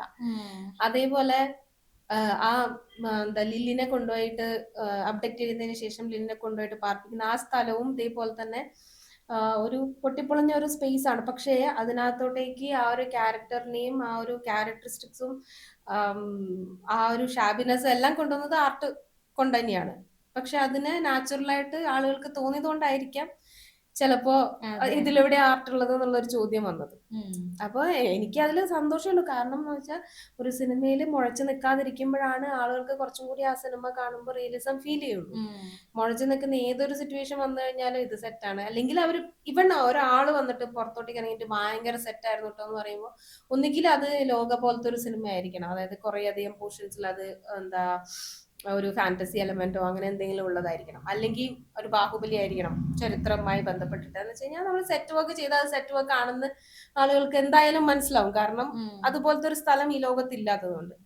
അല്ലാതെ ഏതെങ്കിലും ഒരു സിറ്റുവേഷനിൽ ഇപ്പൊ ഏതെങ്കിലും ഒരു വീട്, ഒരു നോർമൽ ഒരു ലൈഫ് ഉണ്ടെങ്കിൽ ആ ലൈഫിനെ കാണിക്കുന്ന ഒരു സിനിമയിൽ പ്രേക്ഷകർ പുറത്തിറങ്ങിയിട്ട് നല്ല ആർട്ടായിരുന്നു കേട്ടോ എന്ന് ആളുകൾ പറഞ്ഞു കഴിഞ്ഞാൽ അവിടെ അവർക്ക് മനസ്സിലായില്ലേ അത് ആർട്ട് ചെയ്തതാണ്. അത് ആ ഒരു പാളിച്ചയല്ലേ ശരിക്കും. അങ്ങനെ വരുത്താതിരിക്കാൻ വേണ്ടി ശ്രമിക്കാറുണ്ട്, പരമാവധി ശ്രമിക്കാറുണ്ട്. ഓക്കെ. അപ്പം ചേച്ചി ഏറ്റവും കൂടുതൽ സ്ട്രഗിൾ ചെയ്തിട്ടുള്ള ഒരു പീരീഡ് ഏതായിരിക്കും ജീവിതത്തിൽ ജനിച്ചത് മുതൽ? അല്ല, എനിക്കിപ്പം ചേച്ചിയുടെ ഒരു ഇത്രയും സ്റ്റോറി കേൾക്കുമ്പോഴത്തേക്കും മനസ്സിലാവുന്നത് ചലഞ്ചസ് ഏറ്റെടുത്ത് വർക്ക് ചെയ്യുന്ന സമയത്ത് എനിക്കത് സ്ട്രഗിൾ ആയിട്ട് ഫീൽ ചെയ്യാറില്ല. വർക്ക് ഇപ്പോ എത്ര തന്നെ വർക്ക് ഉണ്ടെങ്കിലും ചില സമയത്ത് ഒരു 10-42 മണിക്കൂറൊക്കെ നിർത്താതെ വർക്ക്, ഉറങ്ങാതെ ഒരേ സെറ്റിൽ നിന്ന് വർക്ക് ചെയ്തിട്ടുണ്ട് ചില സിറ്റുവേഷൻസിൽ. അതായത് ഞാൻ ബാംഗ്ലൂരിലൊക്കെ ചെറിയ ചെറിയ ഷൂട്ട്സിനൊക്കെ പോകാറുണ്ട്. അതായത് ഒരു സമയത്ത് ഞാൻ എന്ത് വർക്ക് വന്നു കഴിഞ്ഞാലും എടുക്കുമായിരുന്നു. അപ്പം എന്താ ഇപ്പൊ രൂപേഷ് പിതാവിനൊക്കെ ഇടയ്ക്ക് ഇങ്ങനെ പറയാറുണ്ട്, എന്താ പറയാ, നീ എന്തിനാ എല്ലാം പോയി തലവയ്ക്കുന്നുള്ള രീതിയിൽ ഇടയ്ക്ക് ചോദിക്കാറുണ്ട്. എനിക്ക് എന്താ വെച്ചാൽ വർക്ക് ചെയ്യാന്നുള്ളതാണ്. ഞാൻ ആ സമയത്തൊക്കെ ഒരുപാട് മ്യൂസിക് വീഡിയോസ് ഒക്കെ ബാംഗ്ലൂരിൽ വെച്ചിട്ട് ഒരുപാട് മ്യൂസിക് വീഡിയോസും അതേപോലെ അങ്ങനെ ഒരുപാട് വർക്കുകൾ ചെയ്തിട്ടുണ്ട്. അപ്പൊ ചിലതൊക്കെ ചെറിയ ബഡ്ജറ്റിലുള്ളതായിരിക്കും. അപ്പോ അവര് പറയും ആദ്യം ഇത്ര ബഡ്ജറ്റേ ഉള്ളൂ എന്ന് പറയുമ്പോൾ ചിലപ്പോൾ എനിക്കൊരു അസിസ്റ്റന്റിനെ അഫോർഡ് ചെയ്യാൻ പറ്റില്ല. അങ്ങനത്തെ സിറ്റുവേഷൻസ് വരും. അപ്പൊ ഞാൻ എന്റെ ഏതെങ്കിലും ഫ്രണ്ടിനെ ബർഗർ വാങ്ങിച്ചരാം എന്നൊക്കെ പറഞ്ഞിട്ട് പറ്റിച്ചിട്ട് കൊണ്ടുവരും. അപ്പൊ അവരോട് ഞാൻ പറയില്ല ഈ 42 മണിക്കൂർ വർക്ക് ചെയ്യണം, അല്ലെങ്കിൽ എനിക്ക് തന്നെ അറിയണ്ടാവില്ല. ചില സമയത്ത് നമ്മൾ വിചാരിക്കും ഒരു മേ ബി ഓവർനൈറ്റ് പോണ്ടി വരുമായിരിക്കും എന്നൊക്കെ. ഒരു പ്രാവശ്യം ഇതേപോലെ ഒരു വർക്കിന് പോയിട്ട് ഒരു അസിസ്റ്റന്റ് വരാന്ന് പറഞ്ഞു. അവന് കാര്യം മനസ്സിലായി. അവസാനം ഇത് 24 മണിക്കൂറൊക്കെ പോകുന്നു തോന്നിയപ്പോ അവൻ സ്കൂട്ടായി. അപ്പൊ പിന്നെ ഞാൻ മാത്രമേ ഉള്ളൂ. പിന്നെ അവിടെ ഉണ്ടായിരുന്ന ഈ ഡയറക്ടർ അസിസ്റ്റ് ചെയ്തോണ്ടിരുന്ന ഒരു പയ്യനുണ്ടായിരുന്നു, അവൻ എന്നെ അസിസ്റ്റ് ചെയ്തു. അപ്പൊ ഞാൻ തന്നെയാണ് ഈ എല്ലാ സാധനങ്ങളും ചുമന്നുകൊണ്ട് പോയി അവിടെ എത്തി. ആ എൻറ്റയർ ഒരു മാൻഷൻ പോലുള്ള ഒരു സ്ഥലമായിരുന്നു, അത് മൊത്തം ലൈറ്റപ്പ് ചെയ്തതും ഞാൻ തന്നെ. കുറച്ച് പ്രാക്ടിക്കൽ ലൈറ്റ്സ് ഒക്കെ വേണമായിരുന്നു, അതൊക്കെ ചെയ്തു. അതേപോലെ കുറെ ഡെക്കോസ് വേണമായിരുന്നു, കുറെ വള്ളിച്ചെടികളും ഇതൊക്കെ വേണമായിരുന്നു, അതൊക്കെ ചെയ്തു. എല്ലാം ഞാൻ തന്നെയാണ് എണിമേലെ വലിഞ്ഞു കയറി ഞാൻ തന്നെയാണ് ചെയ്യുന്നത്. ഇതെല്ലാം ചെയ്ത് കഴിഞ്ഞിട്ട് ആ എൻറ്റയർ സാധനം മാറി പിന്നെ അവിടെ വേറൊരു ഐറ്റം കയറണം. അങ്ങനെ അത് കയറി ഓവർനൈറ്റ് നമ്മൾ ഷൂട്ട് ചെയ്തു. അത് കഴിഞ്ഞ് രാവിലെ വേറെ കുറച്ചുകൂടി പോർഷൻസ് നമ്മൾ അതിന് തലേ ദിവസം ചെയ്യാനിരുന്നതുണ്ടായിരുന്നു. കുറെ എന്തൊക്കെയോ ടെക്നിക്കൽ എക്യുപ്മെന്റ്സ് കാരണം ചെയ്യാൻ പറ്റാതെ. അപ്പൊ അതൊക്കെ കാരണം ഉണ്ടായിരുന്ന കുറച്ച് പോർഷൻസ് രാവിലെ ഷൂട്ട് ചെയ്തു. അത് കഴിഞ്ഞിട്ട് പിന്നെ അപ്പൊ ഒന്ന് ആലോചിക്കണം, അതിന്റെ തലേന്ന് രാത്രി മുതൽ ഞാൻ പണി തുടങ്ങിയതാണ്. അങ്ങനെ ആ പിറ്റേ ദിവസം രാത്രി കഴിഞ്ഞു, രാവിലെ ഈ ഷൂട്ട് കഴിഞ്ഞിട്ട് ഒരു ഉച്ചയായപ്പോ ഇത് മൊത്തം എടുത്തു മാറ്റി, എല്ലാം പാക്ക് ചെയ്ത് പല പല കാർട്ടൺസിലാക്കി പാക്ക് ചെയ്തു. അപ്പൊ ഞാൻ വലിയൊരു വണ്ടിയാണ് വിളിച്ചത്. അപ്പൊ ആ വണ്ടി വരാൻ ഒരുപാട് ലേറ്റ് ആകും, കാരണം ഇത് ഔട്ട്സ്കേർട്സിലുള്ള ഒരു സ്ഥലമായിരുന്നു. അപ്പൊ ഞാനും ആ പയ്യനും കൂടെ അവിടെ ഒരു ടേബിൾ ടെന്നീസിന്റെ ഒരു ടേബിൾ ഉണ്ടായിരുന്നു, അവിടെ ഒന്നുകൊണ്ട് ടേബിൾ ടെന്നീസ് കളിക്കുക. അതായത് 2 രാത്രി ഉറങ്ങാതെ ഒരു ഉച്ചയായി, പിറ്റേ ദിവസം ഉച്ചയായി ടേബിൾ ടെന്നീസ് കളിച്ചോണ്ടിരുന്നിട്ട് കുറെ ഒരു 1/4 മണിക്കൂർ കഴിഞ്ഞപ്പോ വണ്ടി വന്നു. പിന്നെ ഞാനിവന് മാത്രമേ ഉള്ളൂ അവിടെ. ഞങ്ങൾ രണ്ടുപേരും കൂടി ഈ സാധനം മുഴുവൻ കയറ്റി, എന്നിട്ട് അവനെ ഞാൻ വേറൊരു സ്ഥലത്ത് ഡ്രോപ്പ് ചെയ്യണം. എന്നിട്ട് അതിന്റെ നേരെ ഓപ്പോസിറ്റ് സ്ഥലത്താണ് ഞാൻ താമസിക്കുന്നത്. അങ്ങനെ അവനെ ഡ്രോപ്പ് ചെയ്ത് ഞാൻ എന്റെ വീട്ടിലെത്തി. അവിടെ എത്തി ഞാൻ ഉറങ്ങാൻ വേണ്ടി കിടന്നപ്പോൾ ഉറക്കം വരുന്നില്ല. അതങ്ങനെയാണ്, ഒരു 24-36 മണിക്കൂർ കഴിഞ്ഞ് കഴിഞ്ഞാൽ പിന്നെ ഉറക്കം വരില്ല. പിന്നെ നമ്മൾ ഹൈപ്പർ ആയിരിക്കും. അങ്ങനെ ഹൈപ്പറായി കുറെ സമയം ഇങ്ങനെ എന്തൊക്കെയോ പാട്ടൊക്കെ വെച്ച്. പിന്നെ എന്റെ ഫ്രണ്ട്സ് ഒക്കെ ഞാൻ എന്റെ ഫ്രണ്ട്സിന്റെ കൂടെ താമസിക്കുന്നത്. അപ്പൊ അവർക്ക് ഇതെന്തെങ്ങനെ വട്ടായി പോയ ഉറങ്ങാൻ. നമുക്ക് സിനിമയ്ക്ക് പോവാം. നമ്മള് ശരി സിനിമയ്ക്ക് പോവാം. എന്നിട്ട് മാമ കൊക്കോ എന്ന് പറയുന്ന ഒരു ആനിമേഷൻ മൂവി ഇറങ്ങിയിട്ടുണ്ടായിരുന്നു ഡിസ്നിയുടെ. എന്നിട്ട് അതിന് പോയി. അവിടെ പോയി ഇരുന്ന് ടൈറ്റിൽ കാണിച്ചപ്പോ ഞാൻ ഒരൊറ്റ ഉറക്കം. പടം കുറച്ച് കഴിഞ്ഞപ്പോ ഞാൻ എഴുന്നേറ്റ് തുടക്കം. പിന്നെ അതിനുശേഷം ഞാൻ പൊതുവെ എല്ലാ ആനിമേഷൻ മൂവീസും ഒരു 4-5 പ്രാവശ്യം കാണും. ഞാൻ ഒരു ആനിമേറ്റർ ആയിരുന്നു അതുകൊണ്ട്.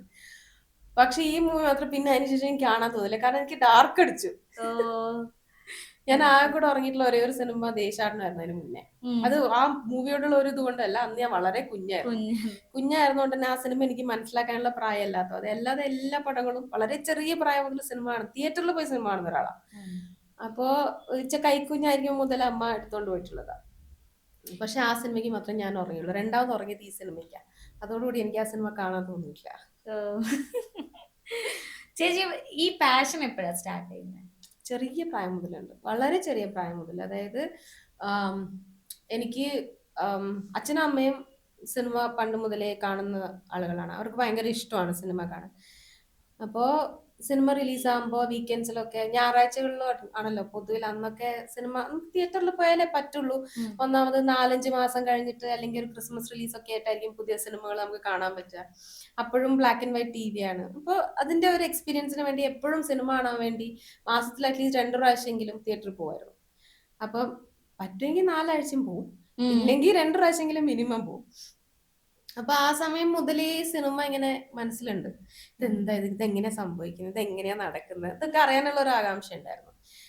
ആൻഡ് അപ്പോൾ മുതൽ അച്ഛനാണെങ്കിലും ഈ പറഞ്ഞു തരും ഇത് ഇങ്ങനെയാണ്. അപ്പൊ അച്ഛനൊക്കെ സിനിമ ഷൂട്ടിംഗ് ഒക്കെ ഒരുപാട് കണ്ടിട്ടുണ്ട്. അച്ഛൻ ട്രിവാൻഡ്രത്താ പഠിച്ചത്.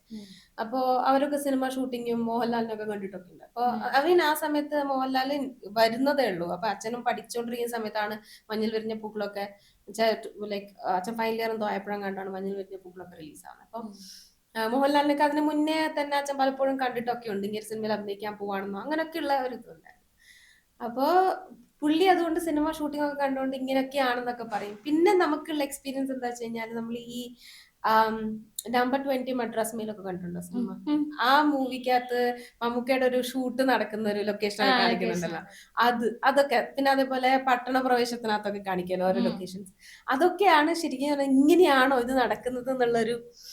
എനിക്ക് അങ്ങനെയുള്ള സിനിമകൾ കാണാൻ ഭയങ്കര ഇഷ്ടമായിരുന്നു. ഈ cinema shooting behind the scenes ഒക്കെ ഉള്ള, ഐ മീൻ ഷൂട്ടിംഗ് നടക്കുന്നതൊക്കെ കാണിക്കുന്ന സിനിമകളൊക്കെ കാണാൻ എനിക്ക് ഭയങ്കര ഇഷ്ടമായിരുന്നു. അപ്പൊ അതുകൊണ്ട് എനിക്ക് ഉദയനാട് താരം ഭയങ്കര ഇഷ്ടമാണ്. എന്റെ വെച്ചാൽ ഞാൻ 10th പഠിക്കുമ്പോഴാണ് ഉദയനാട് താരം റിലീസ് ആവുന്നത്. ആ സമയം എനിക്ക് എക്സാം ആയിരുന്നു, 10th എക്സാംസ് ആയിരുന്നു. എന്റെ മാത്സ് എക്സാമിന്റെ മോഡൽ എക്സാമിന്റെ എന്താണ്ടോ തലേന്നോ എക്സാമിന്റെ തലേന്നായിരുന്നു അച്ഛൻ. അത് തിങ്കളാഴ്ച എക്സാം, ഞായറാഴ്ച സിനിമ കാണിക്കാൻ കൊണ്ടുപോയി. നല്ല അച്ഛൻ. അച്ഛനും അമ്മയും ഞാനും സിനിമ കാണാൻ വേണ്ടി പോയി. എന്റെ ട്യൂഷൻ സാറൊക്കെ ഫ്രണ്ടിൽ ഇരിപ്പുണ്ടായിരുന്നു അന്ന്. അപ്പൊ ഞാൻ പേടിച്ചിരിക്കുക. പിറ്റേ ദിവസം അവിടെ ചെല്ലുമ്പോ ട്യൂഷൻ സാറ്, കാരണം ഞങ്ങക്ക് ട്യൂഷൻ കഴിഞ്ഞിട്ടാണ് നേരെ സ്കൂളിലോട്ടേക്ക് പോണേ. അപ്പൊ ലാസ്റ്റ് ഒരു റിവൈസൽ ഉണ്ടാവല്ലോ. അപ്പൊ അതിന് വേണ്ടിട്ട് അവിടെ എത്തിയപ്പോഴേക്കും സാറൊക്കെ ഒരുമാതിരി ഒരു നോട്ടം, സിനിമയെ കണ്ടു വന്നിരിക്കല്ലേ എന്നുള്ളൊരു. പക്ഷെ അച്ഛൻ അങ്ങനെയായിരുന്നു. നല്ലല്ലേ? അച്ഛൻ ഒരുപാട് പ്രഷർ എന്തിനാ അങ്ങനെ എക്സാം എന്ന് പറഞ്ഞിട്ട് ഒരുപാട് പ്രഷർ തരാതെ. എന്റെ അച്ഛൻ എന്റെ അടുത്ത് പറഞ്ഞിട്ടുള്ളത് പാസ്സാവണം, അതെ, അതാണ്. ബാക്കി എന്തായിക്കോ പാസ്സാവണം എന്നുള്ളതാണ്. അല്ലെങ്കിൽ ഈവൻ ഒരു എക്സാമിന്, ഏതെങ്കിലും ഒരു എക്സാമിന് മാർക്ക് കുറവാണെങ്കിൽ അച്ഛൻ അടുത്ത പ്രാവശ്യം നന്നാക്കണം കേട്ടോ എന്ന് പറയും. അടുത്ത പ്രാവശ്യം ഉഷാറാക്കണം എന്ന് പറയും. അത്രേ ഉള്ളൂ. അല്ലാതെ ഫോഴ്സ്ഫുള്ളി പഠിച്ച് ഇത്ര മാർക്ക് വാങ്ങിയില്ലെങ്കിൽ പണിയാണ്, അല്ലെങ്കിൽ ഇത്ര മാർക്കിൽ താഴെ പോയി കഴിഞ്ഞു കഴിഞ്ഞാൽ പ്രോബ്ലം ആണ്, അങ്ങനെ ഒന്നും ഇല്ലായിരുന്നു. ഇവൺ അച്ഛൻ തന്നെ പലപ്പോഴും അച്ഛൻ ഡോക്ടറാണ്. അപ്പൊ അച്ഛൻ്റെ അടുത്ത് ചില പേഷ്യൻസ് വന്നിട്ട് പഠിക്കണില്ല ഡോക്ടറെ, ഭയങ്കര പ്രശ്നമാണ്, സിനിമ കണ്ടോണ്ടിരിക്കുക അതായതെന്നൊക്കെ പറയുമ്പോൾ ഞാൻ എന്റെ മോളെ 10ാം ക്ലാസ് പരീക്ഷയുടെ തലേന്ന് കൊണ്ടുപോയിട്ടുണ്ടായിരുന്നു സിനിമയ്ക്ക് എന്നിട്ട് അച്ഛൻ അങ്ങോട്ടേക്ക് പറയും. അച്ഛൻ പറഞ്ഞു വെച്ച് കഴിഞ്ഞാൽ പഠിക്കണമായിരുന്നെങ്കിൽ നീ അതിന് മുന്നേ പഠിക്കണമായിരുന്നു, തലേന്ന് എടുത്ത് പഠിച്ചിട്ട് കാര്യമില്ല. അതാണ്. പിന്നെ ക്ലാസ്സിൽ പഠിക്കുന്നതാണ് ഏറ്റവും വലിയ പഠനം, അവിടെ അറ്റൻറ്റീവ് ആയിരിക്കുക എന്നുള്ളതാണ്. അങ്ങനെയൊക്കെ ഒരു ഇഷ്ടം ആ സമയം മുതലുണ്ട്. പക്ഷെ എന്നാലും നമ്മള് സിനിമയില് ഒരാൾക്ക് ഇഷ്ടം തോന്നുമ്പോ ഒന്നെങ്കിൽ ഫ്രണ്ടിൽ കാണുന്നത് അഭിനയം, അല്ലെങ്കിൽ കൂടുതൽ പേരും അങ്ങനൊരു ഇഷ്ടം ഉണ്ടായതായിട്ടാണ് കേട്ടിട്ടുള്ളത്. എനിക്ക് അഭിനയിക്കാൻ ഇഷ്ടമാണ്, അതിന് ഇഷ്ടക്കുറവൊന്നുമില്ല. പക്ഷെ എനിക്ക് അതിനേക്കാളും കൂടുതൽ ഇഷ്ടം ഇതിന്റെ പുറകിൽ എന്താ നടക്കുന്നത് എന്നുള്ളതാണ്. അതായത് curiosity. More than being a subject I would like to be the artist who paint the subject. അങ്ങനെ ഒരു ഇതായിരുന്നു. ഇപ്പം ഈവൻ ഞാനിപ്പോ ഒരു പെയിന്റിങ് ചെയ്ത് കഴിഞ്ഞാൽ പോലും ഞാൻ പരമാവധി ശ്രമിക്കുന്നത് അതിനകത്ത് എന്റെ സിഗ്നേച്ചർ നമ്മളെപ്പോഴും കൊടുക്കുമല്ലോ. ഈ സിഗ്നേച്ചർ കൊടുക്കുന്നത് ഒരിക്കലും ആ പെയിന്റിങ്ങിനെ ഡിസ്ട്രപ്റ്റ് ചെയ്യാത്ത രീതിയിലായിരിക്കണം എന്നുള്ള രീതിയിലാണ് ഞാൻ ഒരു പെയിന്റിങ്ങിന് പോലും സൈൻ ചെയ്യുന്നത് പോലും. പലപ്പോഴും ഞാൻ അതിന്റെ സൈഡിലൊക്കെയാ ചെയ്യാ. ചില ഒരു പെയിന്റിങ് ഞാൻ പ്രാവശ്യം അനുപാടിന്റെ അടുത്ത് കൊടുത്ത സമയത്ത് നീ സൈൻ ചെയ്തില്ല, ഞാൻ സൈൻ ചെയ്യേണ്ട ആവശ്യമില്ല, എന്റെ ഫിംഗർ പ്രിന്റ് ഇടുന്നു. അപ്പൊ പരമാവധി അതിനെ ഡിസ്ട്രപ്റ്റ് ചെയ്യാതിരിക്കുക എന്നുള്ള രീതിയിലാണ് ഞാൻ ചെയ്യുക.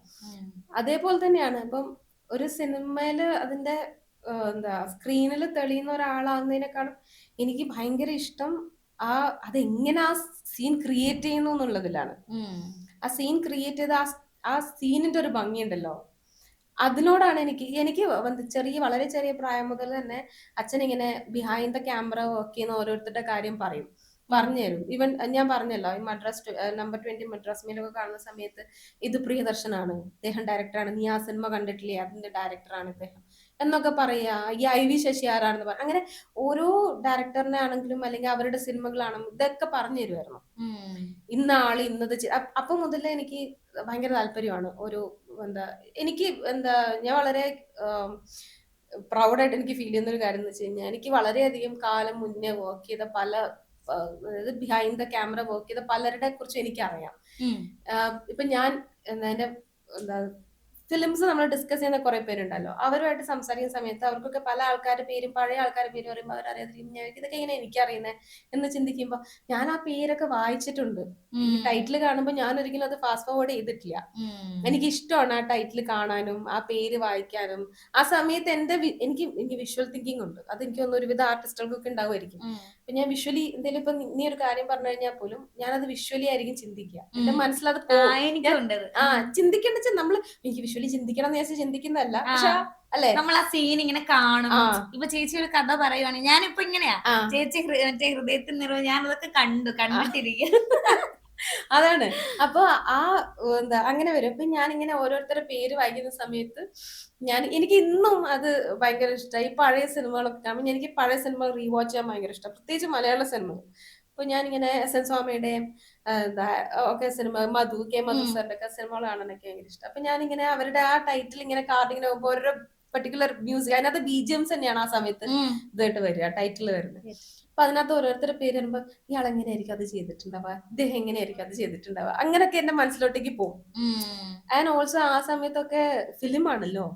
അപ്പൊ ഫിലിമില് എങ്ങനെയാണ് നമ്മുടെ ഈ സെറ്റ് എങ്ങനെയാ വരുന്നതെന്നൊക്കെ ഉള്ളത് അങ്ങനെയായിരിക്കും പുള്ളി മനസ്സിൽ കണ്ടിട്ടുണ്ടാവുക എന്നൊക്കെ നമ്മളിങ്ങനെ അങ്ങനെയൊക്കെയുള്ള രീതിയിൽ എന്റെ ചിന്ത വളരെ വൈൽഡ് ആയിട്ട് അങ്ങ് കയറിപ്പോകും. അപ്പൊ എനിക്ക് പണ്ടേ ഈ ബിഹൈൻഡ് ദ ക്യാമറ എന്ത് നടക്കുന്നു എന്നുള്ള, എങ്ങനെയായിരിക്കും ഇവരിത് ചെയ്യുന്നത്.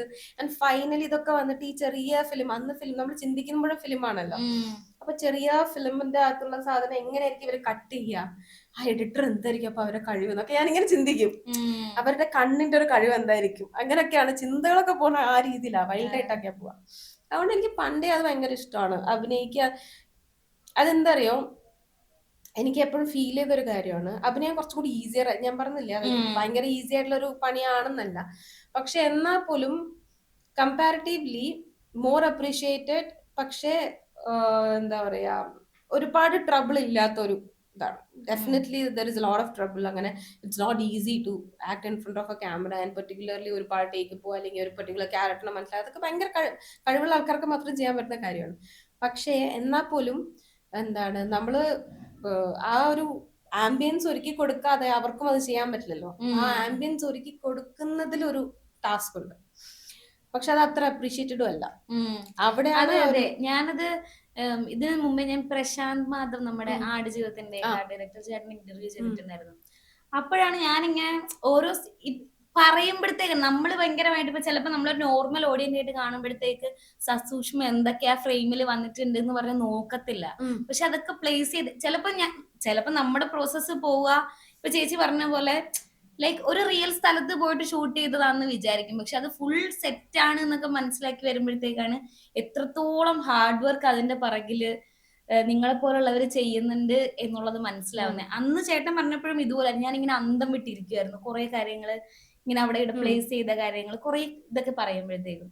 അപ്പം എന്താ പറയുക, ചേച്ചിയുടെ വർക്കില് ഇപ്പൊ ഇതുപോലെ ഭയങ്കര ആർക്കും മനസ്സിലാവാതെ ലില്ലിയുടെ കാര്യം പറഞ്ഞു അല്ലെ, അതുപോലെ ലില്ലിയിൽ അതേപോലെയുള്ള ഒരു സംഭവം, അത് ആക്ച്വലി പ്രക്ഷോഭിന്റെ ഒരു ഇതായിരുന്നു. അതായത് ലില്ലി എന്ന് പറയുമ്പോൾ ലില്ലിയുടെ കളർ എപ്പോഴും റെഡ് ആയിരിക്കണം എന്നുള്ള ഒരു ഇതുണ്ട്. അതായത് ലില്ലിക്കൊരു കളറുണ്ട്, ആ കളർ റെഡ് ആണ്. അതിന് ഒരുപാട് ഐ മീൻ എന്താണ്, ഇപ്പം ഞാൻ കളർ തിയറി ഒക്കെ പഠിച്ചിട്ട് ആർട്ട് ഡയറക്ഷൻ ചെയ്യുന്ന ഒരാളാണ്. പലരും അങ്ങനെ ആയിരിക്കില്ല. പലരും പിന്നീടായിരിക്കാം കളറിനെ കുറിച്ച് ചിന്തിക്കുന്നത്. പിന്നീടായിരിക്കാം ഞാൻ കളർ തിയറി പഠിച്ചത് എനിക്ക് നീ മൾട്ടിമീഡിയ അല്ലേ പഠിച്ചത്, നീ പഠിച്ചിട്ടുണ്ടാവും കളർ തിയറി എന്താണെന്ന്. എന്തൊക്കെയോ ഉണ്ടായിരുന്നു എനിക്ക് ഞാൻ വിഷ്വൽ കമ്മ്യൂണിക്കേഷൻ ആണ് പഠിച്ചത്. എന്റെ സിലബസിനകത്ത് ഉണ്ടായിരുന്ന ഒരു മേജറായിട്ട് 2 വർഷത്തോളം ഇരുത്തി നിർത്തി എന്താണ് പഠിപ്പിച്ച ഒരു എന്താണ് ഒരു ഒരു വലിയ എൻസൈക്ലോപീഡിയനേക്കാളും വലിയൊരു കട്ടപ്പുസ്തകം ഉണ്ടായിരുന്നു. അത് ഹിസ്റ്ററി ഓഫ് വിഷ്വൽ ആർട്സ് എന്ന് പറയുന്ന ഒരു പുസ്തകമായിരുന്നു. ഐ മീൻ ഒരു സബ്ജക്ട്, അതായത് ഫസ്റ്റ് ഉണ്ട് സെക്കൻഡ് ഉണ്ട്. ഇത് മൊത്തം പഠിപ്പിച്ചത് ആ സമയത്ത് എനിക്ക് അത് ഭയങ്കര ഇഷ്ടമായിരുന്നു. എന്റെ എൻറ്റയർ എനിക്ക് ക്ലാസ്സിൽ അത് ഇഷ്ടപ്പെട്ടിട്ടില്ല എന്ന് തോന്നുന്നു. അവരെല്ലാം ഇത് എന്തിനാ നമ്മൾ പഠിക്കുന്നത്, അതായത് നമ്മൾ പണ്ട് ഫിസിക്സ് എന്തിനാ പഠിക്കുന്നതെന്ന് ചോദിക്കാറുണ്ടായിരുന്നില്ല സ്കൂളിൽ പഠിക്കുമ്പോൾ. ഇപ്പോഴും അറിയില്ലല്ലോ ഫിസിക്സ് എന്തിനാ പഠിക്കുന്നത്. അത് ഞാൻ പഠിച്ചു വിട്ടു ആർട്ട് ഡയറക്ടർ ആയ ശേഷം. അതിവിടെ പ്രായോഗികമാക്കാൻ വേണ്ടിവരും, ഫിസിക്സ് വേണ്ടിവരും. കഴിഞ്ഞ ദിവസം 4th ഇപ്പൊ ഞാൻ കഴിഞ്ഞ 2-3 വർക്കായിട്ട് ചെയ്തത് ഇവന്റ്സ് ആയിരുന്നു ചെയ്തത്. എന്ന് വെച്ച് കഴിഞ്ഞാൽ എനിക്ക് അതും ചെയ്യാൻ ഇഷ്ടമാണ് ബേസിക്കലി. അപ്പൊ 4th ഓണം ഡെക്കോറും അതൊക്കെ ഞാനും എന്റെ ഒരു ഫ്രണ്ട് രഞ്ജിനി പറഞ്ഞ ഞങ്ങൾ രണ്ടുപേരും കൂടെ ചെയ്തത്. അപ്പോ നിങ്ങൾ ഫോറം മോളിൽ പോയിട്ട് ഓണത്തിന്റെ ഡെക്കറേഷൻ കണ്ടിട്ട് ഇതൊക്കെ ആരായിരിക്കും ചെയ്തതെന്ന് അന്തം വിട്ട് നോക്കിയിട്ടുണ്ടെങ്കിൽ ഇതായിരിക്കണം അദ്ദേഹം. ഞാനും എന്റെ ടീമും. അപ്പോ അപ്പൊ അത് അതേപോലെ തന്നെ അതിനുശേഷം ക്രിസ്മസിൻ്റെതും ഞങ്ങളായിരുന്നു ചെയ്തിരുന്നത്. അതേപോലെ സെൻട്രൽ സ്ക്വയർ മോളിലും ക്രിസ്മസ് ഞാൻ യൂഷ്വലി തിങ്ക് ചെയ്യാറുള്ള കാര്യം കേട്ടോ, അതുകൊണ്ടാണ് ഞാൻ പറഞ്ഞത് ഇതൊക്കെ ആരായിരിക്കും, എങ്ങനെ ഇവർ ഇത്ര കഷ്ടപ്പെട്ടത് ചെയ്തേന്നൊക്കെ നമ്മള്. സെൻട്രൽ സ്ക്വയർ മോളിൽ പോയിരുന്നോ ക്രിസ്മസ് പ്രമാണിച്ച് ആ സമയത്ത് എപ്പോഴെങ്കിലും? അവിടെ ഒരു ഇങ്ങനെ ഒരു സെറ്റപ്പ് ചെയ്ത് വെച്ചിട്ടുണ്ടായിരുന്നു. സെന്റർ പീസ് ആയിട്ട് ഒരു കുറെ ബോൾസ് ഒക്കെ ഫിക്സ് ചെയ്തിട്ട് ഒരു സെറ്റപ്പ് ഉണ്ടായിരുന്നു. അതും എന്റെ ടീമും ഞാനുമാണ് ചെയ്തത്. അപ്പൊ ബേസിക്കലി പറഞ്ഞു വന്നത്, അത് ചെയ്യുന്ന സമയത്ത് ഈ ക്രിസ്മസ് ട്രീ മുകളിലോട്ട് എടുക്കാൻ വേണ്ടി നമ്മൾ കുറച്ച് കഷ്ടപ്പെടുന്നത്. ഞാൻ പറയടാ നമുക്ക് ഇങ്ങനെ ഇതാക്കി കഴിഞ്ഞാൽ ഞാൻ സെറ്റ് ആക്കാൻ പറ്റുന്നത്. അത് ഫിസിക്സ് ആണ് ബേസിക്കലി. അങ്ങനെ അപ്പൊ ചില സമയത്തൊക്കെ നമുക്ക് ഫിസിക്സ് ഉപയോഗപ്പെടും. നമ്മൾ പാടെ അധിക്ഷേപിച്ച പോലെ ആയിരുന്നില്ല കാര്യങ്ങൾ. അതേപോലെ തന്നെ ഞാൻ ഈ ഹിസ്റ്ററി ഓഫ് വിഷ്വൽ ആർട്സ് പഠിക്കുന്ന സമയത്ത് ഒട്ടുമിക്ക ഫ്രണ്ട്സും വിചാരിച്ചു ഇത് എന്തിനാ നമ്മൾ പഠിക്കുന്നേ, എന്തിനാ വിഷ്വൽ കമ്മ്യൂണിക്കേഷൻ പഠിക്കുന്നതിൽ എന്തിനാ ഇതൊക്കെ പഠിക്കുന്നത്. പക്ഷെ അതെനിക്ക് ഒരുപാട് ഒരുപാട് ഒരുപാട് ഉപകാരപ്പെട്ടിട്ടുണ്ട്. കാരണം അതിനകത്ത് നമ്മൾ കളർ തിയറി പഠിക്കും. അതിനകത്ത് നമ്മൾ പല ആർട്ടിസ്റ്റുകളും യൂസ് ചെയ്തിരിക്കുന്ന പല മീഡിയം, പല ടൈപ്പ് ഓഫ് കളേഴ്സ്, അല്ലെങ്കിൽ ഒരു കാലഘട്ടത്തെ മുഴുവൻ റെപ്രസെന്റ് ചെയ്ത കളേഴ്സ് ഒക്കെ ഉണ്ട്. നമുക്കിപ്പോ എന്താ പലപ്പോഴും നമുക്കിപ്പോ നമ്മള് ഒരു കാലഘട്ടം പറയുമ്പോ ഇപ്പം 60കൾ എന്ന് പറയുമ്പോഴത്തേക്ക് നമുക്ക് ഓർമ്മ വരുന്നത് നസീർ സാറിനെയും സത്യൻ സാറിനെയും അവരുടെ ആ ഒരു വര എന്താ അതിന് പറയാ പഴുതാര മീശാന്നോ അങ്ങനെ എന്തോ ആ ഒരു സ്റ്റൈൽ ഓഫ് ഇത് വലുതായി കണ്ണെഴുതിയ സ്ത്രീകളും അതേപോലെ ചെറിയ കൈയുള്ള ബ്ലൗസ് ഇട്ടിരിക്കുന്ന ഒരു പെർട്ടിക്കുലർ സ്റ്റൈലില് മുടിയൊക്കെ ചീവിരിക്കുന്ന അങ്ങനെയൊക്കെയുള്ള ഇവൻ നമ്മുടെയൊക്കെ വല്യമ്മമാരുടെ ഒക്കെ കല്യാണ ഫോട്ടോസ് ഒക്കെ നമ്മൾ പഴയ ബ്ലാക്ക് ആൻഡ് വൈറ്റ് ഫോട്ടോസ് ഒക്കെ കാണുന്ന സമയത്ത് നമ്മൾ കാണില്ലേ, അതൊക്കെയാണല്ലോ നമ്മുടെ മനസ്സിൽ വരിക. അതേപോലെ ഓരോ കാലഘട്ടത്തിനും അതേപോലത്തെ കുറെ സ്റ്റൈൽസ് ഉണ്ടായിരുന്നു. അത് പലപ്പോഴും അന്നത്തെ കാലത്ത് പെയിന്റിങ്സ് ആണ് ആൾക്കാരെ ഇൻഫ്ലുവൻസ് ചെയ്തുകൊണ്ടിരുന്നത്. ഇന്നത്തെ കാലത്ത് സിനിമ അല്ലെങ്കിൽ ഇന്നത്തെ കാലത്ത് ഇൻസ്റ്റാഗ്രാം ഒക്കെ ഇൻഫ്ലുവൻസ് ചെയ്യുന്ന പോലെ അന്ന് ഉണ്ടായിരുന്നത് പെയിന്റിങ്സും അങ്ങനെയൊക്കെയുള്ള ഡ്രാമാസ്, തിയേറ്റർ അതൊക്കെയായിരുന്നു. അപ്പൊ അതിനൊക്കെ ഇൻഫ്ലുവൻസ് ചെയ്തിരുന്നത് അതിന്റെ ഒക്കെ കളേഴ്സ് ആണ് എന്തൊക്കെയാണ് അതൊക്കെ പഠിക്കാൻ പറ്റിയത് ഈ സബ്ജക്ട് ഞാൻ പഠിച്ചതുകൊണ്ടാണ്.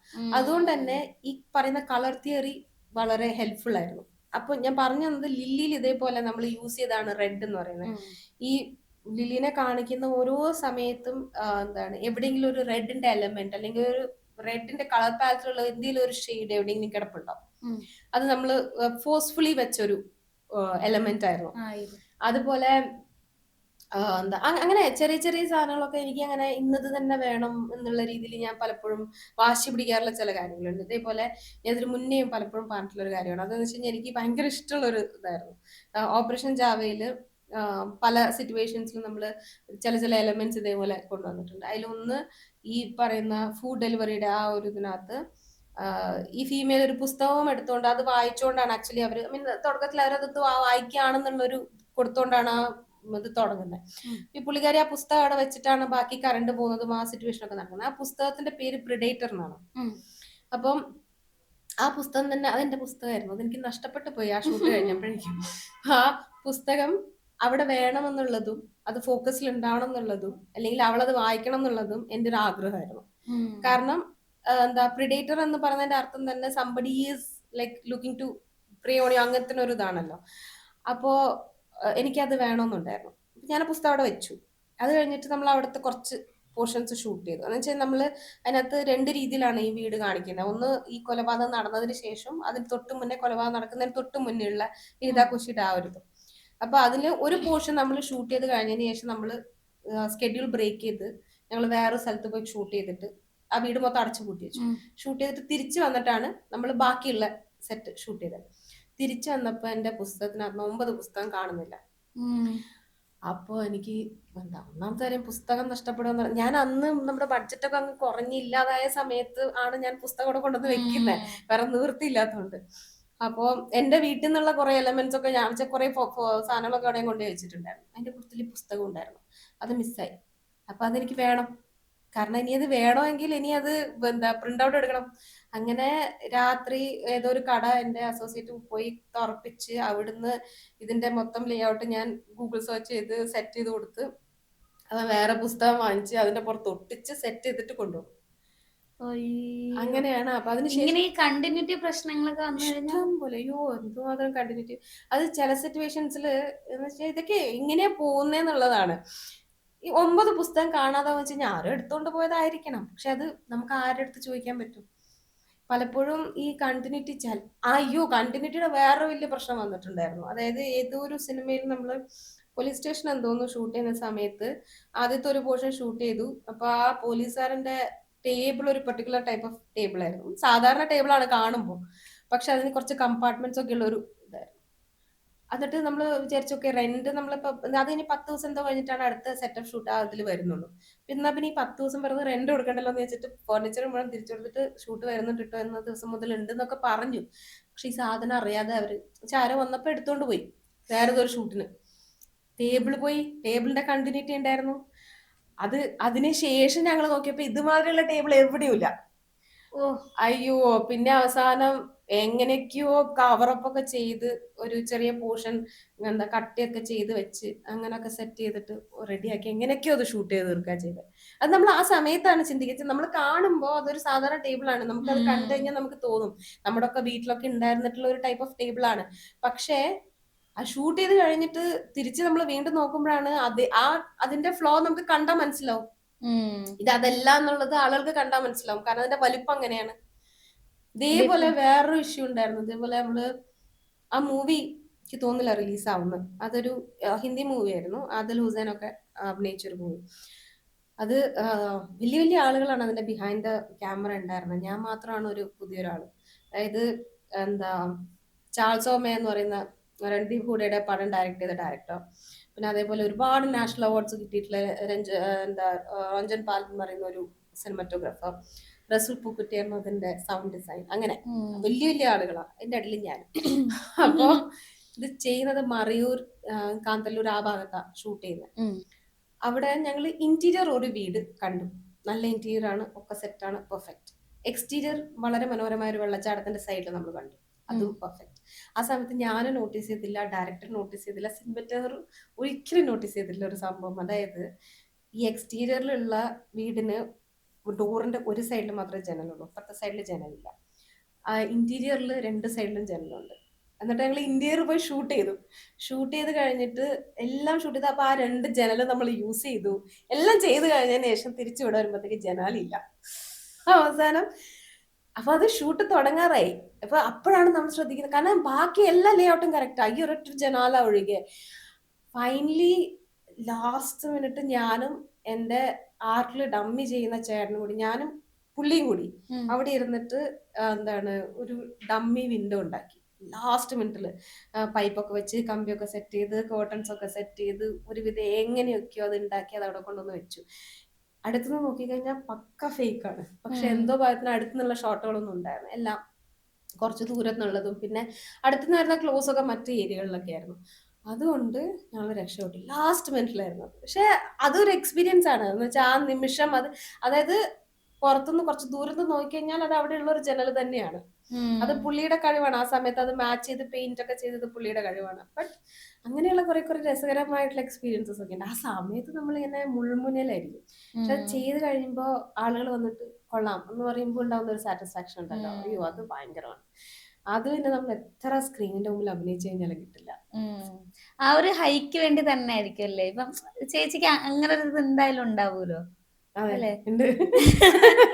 അത് അതായത് മാത്രമല്ല, അത് ഞാൻ ഇവിടെ ശമ്പളം കിട്ടിയില്ലെങ്കിലും ഒരാൾ വർക്ക് നന്നായിരുന്നു എന്ന് പറയുമ്പോഴത്തേക്കുള്ളൊരു അതെ ഇല്ലേ? അതെ അത് എന്താണ്, അത് പ്രത്യേകിച്ചും ചില ആളുകള് ഭയങ്കരമായിട്ട് അപ്രീഷിയേറ്റ് ചെയ്യും. അതിൽ ഒരാളാണ് അനൂപ് മേനൻ. അനൂപ് ഏട്ടൻ എന്താ ആർട്ടിന് ഒരുപാട് ഇങ്ങനെ അപ്രീഷിയേറ്റ് ചെയ്യുന്ന ഒരാളാണ്. അപ്പം കഴിഞ്ഞ ദിവസം അദ്ദേഹത്തിന്റെ ഓഫീസിൽ ഒരു പോർഷൻ പെയിന്റ് ചെയ്യാൻ വേണ്ടിട്ട് വിളിച്ചു. അപ്പൊ അങ്ങനെ എന്താണ് അത് അത് അത് എങ്ങനെയാന്ന് വെച്ച് കഴിഞ്ഞാൽ പൊതുവെ അദ്ദേഹത്തിന്റെ അടുത്ത് എന്തെങ്കിലും ഒരു പെയിന്റിങ് ചെയ്യാൻ വേണ്ടി പറഞ്ഞു കഴിഞ്ഞാൽ ഞാൻ ഓക്കെ എന്നൊക്കെ പറഞ്ഞിട്ട് ചെയ്യും. ഒന്നാം തരം ഞാനൊരു എന്താണ് എന്താണ് ഒരു ഒരു ഒരു ക്രിയേറ്റ് ഒരു എന്താ പറയുക, ഞാൻ പഠിച്ച ഒരു ആർട്ടിസ്റ്റ് അല്ല, ഞാൻ ഒരു സെൽഫ് ടോട്ട് ആർട്ടിസ്റ്റ് ആണ്. അപ്പൊ അതുകൊണ്ട് തന്നെ ഞാൻ ചെയ്യുന്ന സമയത്ത് എനിക്ക് തന്നെ ചില സമയത്ത് ഡൗട്ട് അടിക്കും. അപ്പൊ ഞാൻ ഇതൊക്കെ ചെയ്ത് കഴിഞ്ഞതിന് ശേഷം ഞാനിങ്ങനെ വെയിറ്റ് ചെയ്യും. കാരണം അനൂപേട്ടൻ ആർട്ടിനെ ഭയങ്കരമായിട്ട് ഇങ്ങനെ ഇവാലുവേറ്റ് ചെയ്യും. അപ്പൊ ഞാനിങ്ങനെ വെയിറ്റ് ചെയ്യും. പുള്ളിയുടെ അയ്യോ കോള് വരുന്നില്ലല്ലോ, കോള് വരുന്നില്ലല്ലോ, കോള് വരുന്നില്ലല്ലോ. പക്ഷെ എന്റെ മുഖത്തുണ്ടാവില്ല. എന്നിട്ട് ഇതെല്ലാം കഴിഞ്ഞതിന് ശേഷം എന്താണ് അവസാനം അനുഭവം കൊള്ളാടി എന്ന് പറയുമ്പോ അയ്യോ വല്ലാത്തൊരു സാറ്റിസ്ഫാക്ഷൻ ആണ്. ഇത് ഒരു ദിവസം എന്റെ അനിയന്റെ എന്താ ഫ്രണ്ട് പറഞ്ഞിട്ടുണ്ടായിരുന്നു. അവൻ എന്താ ഇവളുടെ മുഖത്ത് കാണാനില്ല, ഇങ്ങനെ എന്താ പറയാ അനുഭവം എന്തെങ്കിലും ഒരു എന്താ ഇത് വരുന്നത് വരെ ആ മുഖത്ത് ഒരു തരത്തിലുള്ള ഭാവവ്യത്യാസം ഉണ്ടാവില്ല. പറഞ്ഞു കഴിഞ്ഞാൽ അത് പക്ഷെ അതൊരു ഭയങ്കര സാറ്റിസ്ഫാക്ഷൻ ആണ്. നമ്മളൊരു വർക്ക് ചെയ്ത് കഴിഞ്ഞിട്ട് അത് ഒരാൾ അപ്രീഷിയേറ്റ് ചെയ്യുമ്പോൾ കിട്ടുന്നത് എന്ന് പറഞ്ഞു കഴിഞ്ഞാൽ നമുക്ക് എത്ര എമൗണ്ട് കിട്ടിക്കഴിഞ്ഞു എന്ന് പറഞ്ഞു കഴിഞ്ഞാൽ, എത്ര നമ്മുടെ ഫുൾ പേയ്മെന്റ് കിട്ടി പ്ലസ് ഒരു 10,000 എക്സ്ട്രാ കിട്ടി എന്ന് പറഞ്ഞു കഴിഞ്ഞാലും കിട്ടുന്നതിനേക്കാൾ കൂടുതൽ ഒരു ഹൈ ആണത്. ഞാൻ ആദ്യം പറഞ്ഞൊരു കാര്യമുണ്ട് ഇൻട്രോയില്, അതായത് മെയിൽ ഓറിയന്റഡ് ഒരു ഫീൽഡാണിത്. അവിടെ പിടിച്ചു നിൽക്കുക, അതും പ്രത്യേകിച്ച് ഒരു ബാക്ക്ഗ്രൗണ്ടും ഇല്ല, ഒരു ഗോഡ് ഫാദറും ഇല്ല. എങ്ങനെയായിരുന്നു ആ ഒരു ജേണി? എന്താ പറയാ, നമ്മളിപ്പോ എനിക്ക് നീന്തൽ അറിയില്ല, അതുകൊണ്ട് എന്നെ സ്വിമ്മിംഗ് പൂളിൽ ഇട്ട് കഴിഞ്ഞാൽ ഞാൻ കഷ്ടപ്പെടും എങ്ങനെങ്കിലും ഒരു തുമ്പ് കിട്ടാൻ വേണ്ടി. അപ്പൊ ആ തുമ്പ് കിട്ടാൻ വേണ്ടി നമ്മൾ കഷ്ടപ്പെട്ട് അവസാനം ഒരു തുമ്പ് കിട്ടി കഴിഞ്ഞാൽ നമ്മൾ അത് പിടിച്ച് എങ്ങനെയെങ്കിലും കരയിൽ എത്തുമല്ലോ. അതാണ് ബേസിക്കലി എന്റെ സർവൈവൽ ആയിട്ടുള്ള ഒരു സംഭവം. അതൊരു ഇൻസ്റ്റിങ്ക്റ്റ് ആണ്, സർവൈവൽ ഇൻസ്റ്റിങ്ക്റ്റ് എന്ന് പറയുന്നതാണ്. അതായത് എനിക്ക് എങ്ങനെയായാലും എനിക്ക് ഇതിനകത്ത് പിടിച്ചു നിന്നേ പറ്റുള്ളൂ. ഒന്നാമത്തെ കാര്യം, ഞാൻ എന്റെ അച്ഛനും അമ്മയും എല്ലാരും ധിക്കരിച്ചിറങ്ങിയതാണ് അല്ലേ. അതായത് എനിക്ക് എന്താ പറയാ ഒരുപാട് ഓപ്ഷൻസ് ഉണ്ടായിരുന്നു. എന്റെ കരിയറിനെ ചൂസ് ചെയ്യാൻ വേണ്ടിയിട്ട് എന്റെ അച്ഛൻ എനിക്ക് മൾട്ടിപ്പിൾ ഓപ്ഷൻസ് തന്നിരുന്നു. അതിനുവേണ്ടി അദ്ദേഹം ഒരുപാട് കഷ്ടപ്പെട്ടിട്ടുണ്ട്. അതായത് എന്നെ ഫാഷൻ ഡിസൈനിങ്ങിന് കൊണ്ടുപോയി ചേർത്തു, ഞാൻ അവിടെ നിന്ന് ഇറങ്ങിപ്പോന്നു. BFA വേണമെന്ന് പറഞ്ഞു. ഈ എന്താ പറയാ അതിന്റെ എക്സാംസ് ഒക്കെ എഴുതാൻ വേണ്ടി എന്നെ കൊണ്ടുവന്നു. പക്ഷെ ഒബ്വിയസ്ലി അവിടെ ചെറിയ ചെറിയ പ്രശ്നങ്ങൾ ഉണ്ടായിരുന്നു. അത് കഴിഞ്ഞിട്ട് എന്താ മെഡിസിൻ ചേർത്തു, നാച്ചുറോപ്പതി യോഗിക് സയൻസ് പഠിക്കാൻ വേണ്ടി ചേർത്തു. ഹോമിയോപ്പതി ചെയ്യാനെന്ന് ഞാൻ പറഞ്ഞിരുന്നെങ്കിൽ അച്ഛൻ എന്നെ അത് പഠിപ്പിക്കുമായിരുന്നു. അങ്ങനെ അതിനൊക്കെ എനിക്ക് ഓപ്ഷൻസ് ഉണ്ടായിരുന്നു. പക്ഷേ എല്ലായിടത്തും വെച്ചിട്ട് എനിക്കുള്ള ഒരു പ്രശ്നം എന്ന് വെച്ച് കഴിഞ്ഞാൽ, എനിക്ക് സിനിമയിൽ എന്തെങ്കിലും ആവണമായിരുന്നു. അതിനുവേണ്ടി ഞാൻ എങ്ങനെ വേണമെങ്കിലും മാനിപ്പുലേറ്റ് ചെയ്യായിരുന്നു. ഇങ്ങനെ ഫൈനലി ഞാൻ വിഷ്വൽ കമ്മ്യൂണിക്കേഷൻ എടുത്തു, പഠിച്ചു. അവിടുന്ന് അതെല്ലാം കഴിഞ്ഞിട്ട് പുറത്തിറങ്ങി കഴിഞ്ഞതിന് ശേഷം എനിക്ക് ഈ ഇന്റേൺഷിപ്പ് ഞാൻ പറഞ്ഞല്ലോ 100 Days of Love ഞാൻ വർക്ക് ചെയ്തു. അതിനുശേഷം എനിക്ക് ആഡ് ഫിലിംസിൽ വർക്ക് ചെയ്യാൻ വേണ്ടിയിട്ട് ഓപ്ഷൻസ് വരുന്നു. അപ്പൊ ഞാൻ എന്ത് വന്നു കഴിഞ്ഞാലും ഞാൻ വർക്ക് ചെയ്യും. എനിക്ക് അറിഞ്ഞാലും അറിഞ്ഞില്ലെങ്കിലും ഞാൻ വർക്ക് ചെയ്യും. ഇത് മാത്രമേ എനിക്ക് ഒരു ഓപ്ഷൻ ഉള്ളൂ.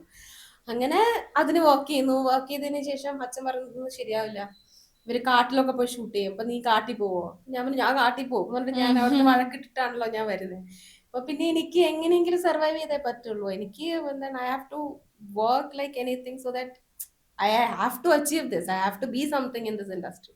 അപ്പൊ എന്ത് തന്നെ ആയിക്കഴിഞ്ഞാലും എനിക്ക് അങ്ങനെ ഒരു ഇതിലോട്ടേക്ക് എത്തിയേ പറ്റുള്ളൂ. അതാണ് എന്റെ മോട്ടിവേഷൻ. അല്ലാതെ എന്താ എനിക്കൊരു ഗോഡ് ഫാദറിന് വേണ്ടി വെയിറ്റ് ചെയ്യാനോ, അല്ലെങ്കിൽ I cannot wait for somebody. I am not a damsel in distress that I should wait for somebody to come and rescue. No, I am my own rescuer. I have to survive. അതുകൊണ്ട് ഞാൻ survive ചെയ്തേ പറ്റുള്ളൂ. മുന്നോട്ട് പോവാൻ എന്ത് തന്നെയാണെങ്കിലും മുന്നോട്ട് പോവാം. എനിക്ക് ചില സിറ്റുവേഷൻസിലൊക്കെ എനിക്ക് തോന്നിയിട്ടുണ്ട്, എന്താ ഇട്ടു പോയാലോ എന്നൊക്കെ. ചിലപ്പോഴൊക്കെ നമുക്ക് എന്താ പറയാ, പറഞ്ഞ പോലെ തന്നെ വളരെയധികം മെയിൽ ഓറിയന്റഡ് ആയിട്ടുള്ള ഇന്നിപ്പോ ഒരുപാട് മാറ്റം ഉണ്ടെങ്കിൽ പോലും ഞാൻ തുടങ്ങിയ സമയത്ത് എന്തോ ഇതൊരു ചെറിയ കാലഘട്ടം, 10 വർഷം എന്ന് പറയുമ്പോൾ ഇന്നത്തെ കാലത്തൊന്നും അല്ല. എന്നാൽ പോലും ആ 10 വർഷം മുന്നേ ഉണ്ടായിരുന്ന ഒരു സിറ്റുവേഷൻ അല്ല ഇന്ന്. അന്ന് ഞാൻ മെക്സിക്കൻ അപാരതയിൽ ഞാൻ വർക്ക് ചെയ്യുന്ന സമയത്ത് ആർട്ടിസ്റ്റുകളുണ്ട്, ഫീമെയിൽ ആർട്ടിസ്റ്റുകളുണ്ട്. പക്ഷെ ഈ ടെക്നിക്കൽ സൈഡിൽ, അതായത് ക്രൂവിനകത്ത് ഞാനും മേക്കപ്പ് ചെയ്യുന്ന ഒരു ചേച്ചി മാത്രമേ ഉണ്ടായിരുന്നു, വേറൊരു ഫീമെയിൽ ഉണ്ടായിരുന്നില്ല, ഞങ്ങൾ രണ്ടുപേരും മാത്രമേ ഉണ്ടായിരുന്നു. അതുപോലെ തന്നെയായിരുന്നു വേറെ പല സിനിമകളിലോട്ടേക്ക് വരുമ്പോഴും പലപ്പോഴും ഞാൻ ഒറ്റയ്ക്കായിരിക്കും ചിലപ്പോ. അപ്പൊ അങ്ങനെയൊക്കെയുള്ള ഒരുപാട്, ഈവൻ ഇതൊന്നും പോട്ടെ, ഇതൊക്കെ പോയി കഴിഞ്ഞാലും ഞാൻ അസിസ്റ്റ് ചെയ്ത കാലം മുതൽ എന്റെ ഡിപ്പാർട്ട്മെന്റിൽ ചിലപ്പോൾ ആദ്യത്തെ ഒരു 10 ദിവസം സെറ്റ് വർക്ക് മാത്രമായിരിക്കും. ആ ഒരു ഡിപ്പാർട്ട്മെന്റിൽ ഞാനൊരു സ്ത്രീ മാത്രമേ ഉണ്ടായിരുന്നുള്ളൂ. അവിടെ പലപ്പോഴും എനിക്ക് സപ്പോർട്ടായിട്ടുണ്ടായിരുന്നത് എന്റെ കൂടെ വർക്ക് ചെയ്യുന്ന പല ചേട്ടന്മാരും തന്നെയാണ്. എന്നെ ഒരു എന്താ പറയാ, ഒരു ഹ്യൂമൻ ബീങ് ആയിട്ട് കാണാൻ വേണ്ടിട്ട് അവർക്ക് പറ്റില്ല. ഐ മീൻ, ഞാൻ പറഞ്ഞ എല്ലാവരും എന്നല്ല, പക്ഷെ ഒരുവിധപ്പെട്ട എല്ലാവരും ഒരു another human being, another artist, നമ്മുടെ ടീം മെമ്പർ, അങ്ങനെയുള്ള രീതിയിൽ എന്നെ കാണുന്ന ഒരു പറ്റം ആളുകൾ ഉണ്ടായിരുന്നു. അല്ലാതെ കാണുന്നവരും ഉണ്ടാകുന്നിരിക്കാം, ഞാനത് മൈൻഡ് ചെയ്തിട്ടില്ല. ചില സിറ്റുവേഷൻസിൽ എനിക്ക് പലപ്പോഴും തോന്നിയിട്ട് പോലില്ല അവിടെ ഒരു ഞാനൊരു വേറൊരു ജെൻഡർ ആണെന്ന് എനിക്ക് ഫീൽ ചെയ്തിട്ടില്ല. അപ്പം പിന്നെ ഞാൻ ഓൾവേസ് കംഫർട്ടബിൾ അറൌണ്ട്, എനിക്ക് തോന്നുന്നു എനിക്ക് ഒരുപാട് ആൺ സുഹൃത്തുക്കൾ ഒരുപാട് പേര് ഉണ്ടായിരുന്നത് കൊണ്ടായിരിക്കാം എനിക്ക് എപ്പോഴും കംഫർട്ടബിളും ഞാൻ അവരായിട്ട് സംസാരിക്കാനാണ്. അപ്പോ അതുകൊണ്ടായിരിക്കാം എനിക്ക് അങ്ങനെ വലിയൊരു തോന്നിയിട്ടില്ല. ചില സിറ്റുവേഷൻസിൽ എനിക്ക് പെട്ടെന്ന് ഇയാൾ ഉദ്ദേശിച്ചത് ഞാനൊരു പെണ്ണായത് കൊണ്ടാണോ എന്ന് എനിക്ക് തോന്നുന്നത് ചിലപ്പോൾ 2 സെക്കൻഡ് അത് അങ്ങനെയായിരുന്നു പുള്ളി ഉദ്ദേശിച്ചത് എന്നുള്ള രീതിയിൽ പോകുമ്പോൾ എന്തിലാവട്ടെ എന്ന് വെച്ചിട്ട് ഞാൻ പോകും. അല്ല, ഇതിപ്പം പണ്ട് ഞാൻ ക്യാമറ എടുത്ത് തുടങ്ങിയ സമയത്ത് ഇതേപോലെ കുറെ കാര്യങ്ങൾ ഫേസ് ചെയ്യേണ്ടി വന്നിട്ടുണ്ട്. അതായത് ഒന്നും അറിയാതെ ഒരു ക്യാമറയും പിടിച്ചോണ്ട് ഒരു പെങ്കൊച്ച് വന്ന് നിൽക്കുന്നു എന്നുള്ളൊരു ആറ്റിറ്റ്യൂഡിലെ എല്ലാവരും ആദ്യം നോക്കുള്ളൂ. പിന്നെ നമ്മളൊരു റെപ്യൂട്ടഡ് ചാനലിന് റെപ്രസെന്റ് ചെയ്താണ് വന്നിരിക്കുന്നത്, അങ്ങനെയൊക്കെ അറിയുമ്പോഴത്തേക്ക് നമുക്ക് കിട്ടുന്ന പെട്ടെന്ന് ചേഞ്ച് ആവുന്ന കുറെ പോലത്തെ സിറ്റുവേഷൻസ് ഞാനും ഫേസ് ചെയ്തിട്ടുണ്ട്. അപ്പൊ അതുകൊണ്ടാണ് എനിക്ക് ഭയങ്കര ക്യൂരിയസ് ആയിട്ട് ഞാൻ ഇത്തരത്തിലുള്ള ഒരു ഫീൽഡും കൂടെ, അഭിനയത്തിലേക്കൊക്കെ ഒരുപാട് ലേഡീസ് അങ്ങനെ ആൾക്കാരൊക്കെ ഉണ്ടാവാം, പക്ഷെ ബിഹൈൻഡ് വർക്ക് ചെയ്യാൻ വളരെ കുറവേ കാണുള്ളൂ ഫീമെയിൽ. അവിടെ പിടിച്ചു നിൽക്കണമെങ്കിൽ കുറച്ച് ധൈര്യം എക്സ്ട്രാ വേണം എന്ന് എനിക്ക് തോന്നുന്നു. ഉണ്ട്. ഇത് എനിക്ക് ആക്ച്വലി ഇതെല്ലാം എന്റെ കോളേജ് ടൈം മുതൽ എനിക്ക് ഇങ്ങനെ ആയിരുന്നു. കാരണം നമ്മൾ ചെയ്യുന്നത് ആർട്ട് വർക്ക് ആണല്ലോ ബേസിക്കലി. ഇപ്പൊ എന്റെ കോളേജിൽ എന്റെ വളരെ അടുത്ത സുഹൃത്താണ് ഫാദർ ഡിക്സൺ. പുള്ളി അന്ന് ബ്രദറായിരുന്നു. അപ്പം പുള്ളി ഇങ്ങനെ ഓരോന്ന് ക്യൂറേറ്റ് ചെയ്യും. നമുക്ക് ഇന്ന സെറ്റ് ഓഫ് സാധനങ്ങൾ വരുന്നുണ്ട്, അതിന് നമുക്ക് ഇന്ന ആർട്ട് വർക്ക്സ് ചെയ്യണം, ആ വാള് മൊത്തം നിന്ന് പെയിന്റ് ചെയ്യണം. ഞാൻ ആ വാള് മൊത്തം ഞാൻ പെയിന്റ് ചെയ്യണം, അങ്ങനെ ഞാൻ നോക്കും. അയാൾക്ക് വേറെ ഒന്നും ചോദിക്കേണ്ട കാര്യമില്ല, അയാൾ പറയാ ഡു ദാറ്റ് ഓക്കെ എന്ന് പറഞ്ഞിട്ട് അങ്ങ് പോകും. ഇതേപോലെ അപ്പൊ ഇങ്ങനെ പറഞ്ഞിട്ട് വരുമ്പോ ആദ്യ സമയത്തൊക്കെ നമ്മുടെ കുറെ ഫീമെയിൽ ആയിട്ടുള്ള കുറെ ഫ്രണ്ട്സ് ഒക്കെ വരും, ഹെൽപ്പ് എന്നൊക്കെ പറഞ്ഞിട്ട് വരും. പക്ഷെ ഒരു പോയിന്റ് കഴിയുമ്പോൾ അവർ ആരും ഉണ്ടാവില്ല. എന്റെ കൂടെ ഉണ്ടാവുന്ന ചിലപ്പോൾ ജൂനിയർ ആയിട്ടുള്ള ചെറുക്കന്മാരായിരിക്കും. ഒരു 6-7 മണിക്ക് ആ സമയത്തൊക്കെ ആയിരിക്കും ഞാനിരുന്ന് പെയിന്റ് ചെയ്തോണ്ടിരിക്കുമായിരിക്കും. അപ്പൊ എന്നെ ഹെൽപ്പ് ചെയ്യാൻ വേണ്ടി വരാൻ ഉണ്ടാവുക. അതുപോലെ തന്നെയാണ് ഞാൻ ഈ ഇൻഡസ്ട്രിയിലോട്ടേക്ക് വരുന്ന സമയത്തും എന്റെ കൂടെ വർക്ക് ചെയ്തത് മൊത്തം ഇത്തരത്തിലുള്ള കുറെ പുരുഷന്മാരുടെ കൂടെയാണ് ഞാൻ വർക്ക് ചെയ്യുന്നത്. അപ്പൊ ആദ്യം മുതലേ അത് ഇങ്ങനെ കണ്ട് ശീലമായതുകൊണ്ടായിരിക്കണം എനിക്കത് ഭയങ്കരമായിട്ട് ഓക്വേർഡായിട്ട് ഫീൽ ചെയ്തിട്ടില്ല. പക്ഷെ ചില സിറ്റുവേഷൻസിൽ ഞാനിങ്ങനെ, നമുക്ക് അതായത് നമ്മുടെ ഷൂട്ടൊക്കെ തുടങ്ങുന്ന സമയം നമ്മളിങ്ങനെ നോക്കുമ്പോഴത്തേക്ക് നമ്മളിങ്ങനെ ചുറ്റിലും നോക്കും, ആരും കാണുന്നില്ല. അതായത് ക്യാമറയുടെ അപ്പുറത്ത് മാത്രം ഒരു ആക്ടർ ഉണ്ടാവും, ഇപ്പുറത്ത് ഞാനല്ലേ ഉള്ളൂ എന്നുള്ള രീതിയിൽ വേറെ ആരും ഇല്ല. ഈവൻ ഇപ്പൊ നമുക്കൊന്ന് വാഷ്റൂമിൽ പോകാൻ വേണ്ടി നോക്കിക്കഴിഞ്ഞു കഴിഞ്ഞാൽ ക്രൂവിന് വാഷ്റൂംസ് ഉണ്ടാവില്ല ചിലപ്പോ.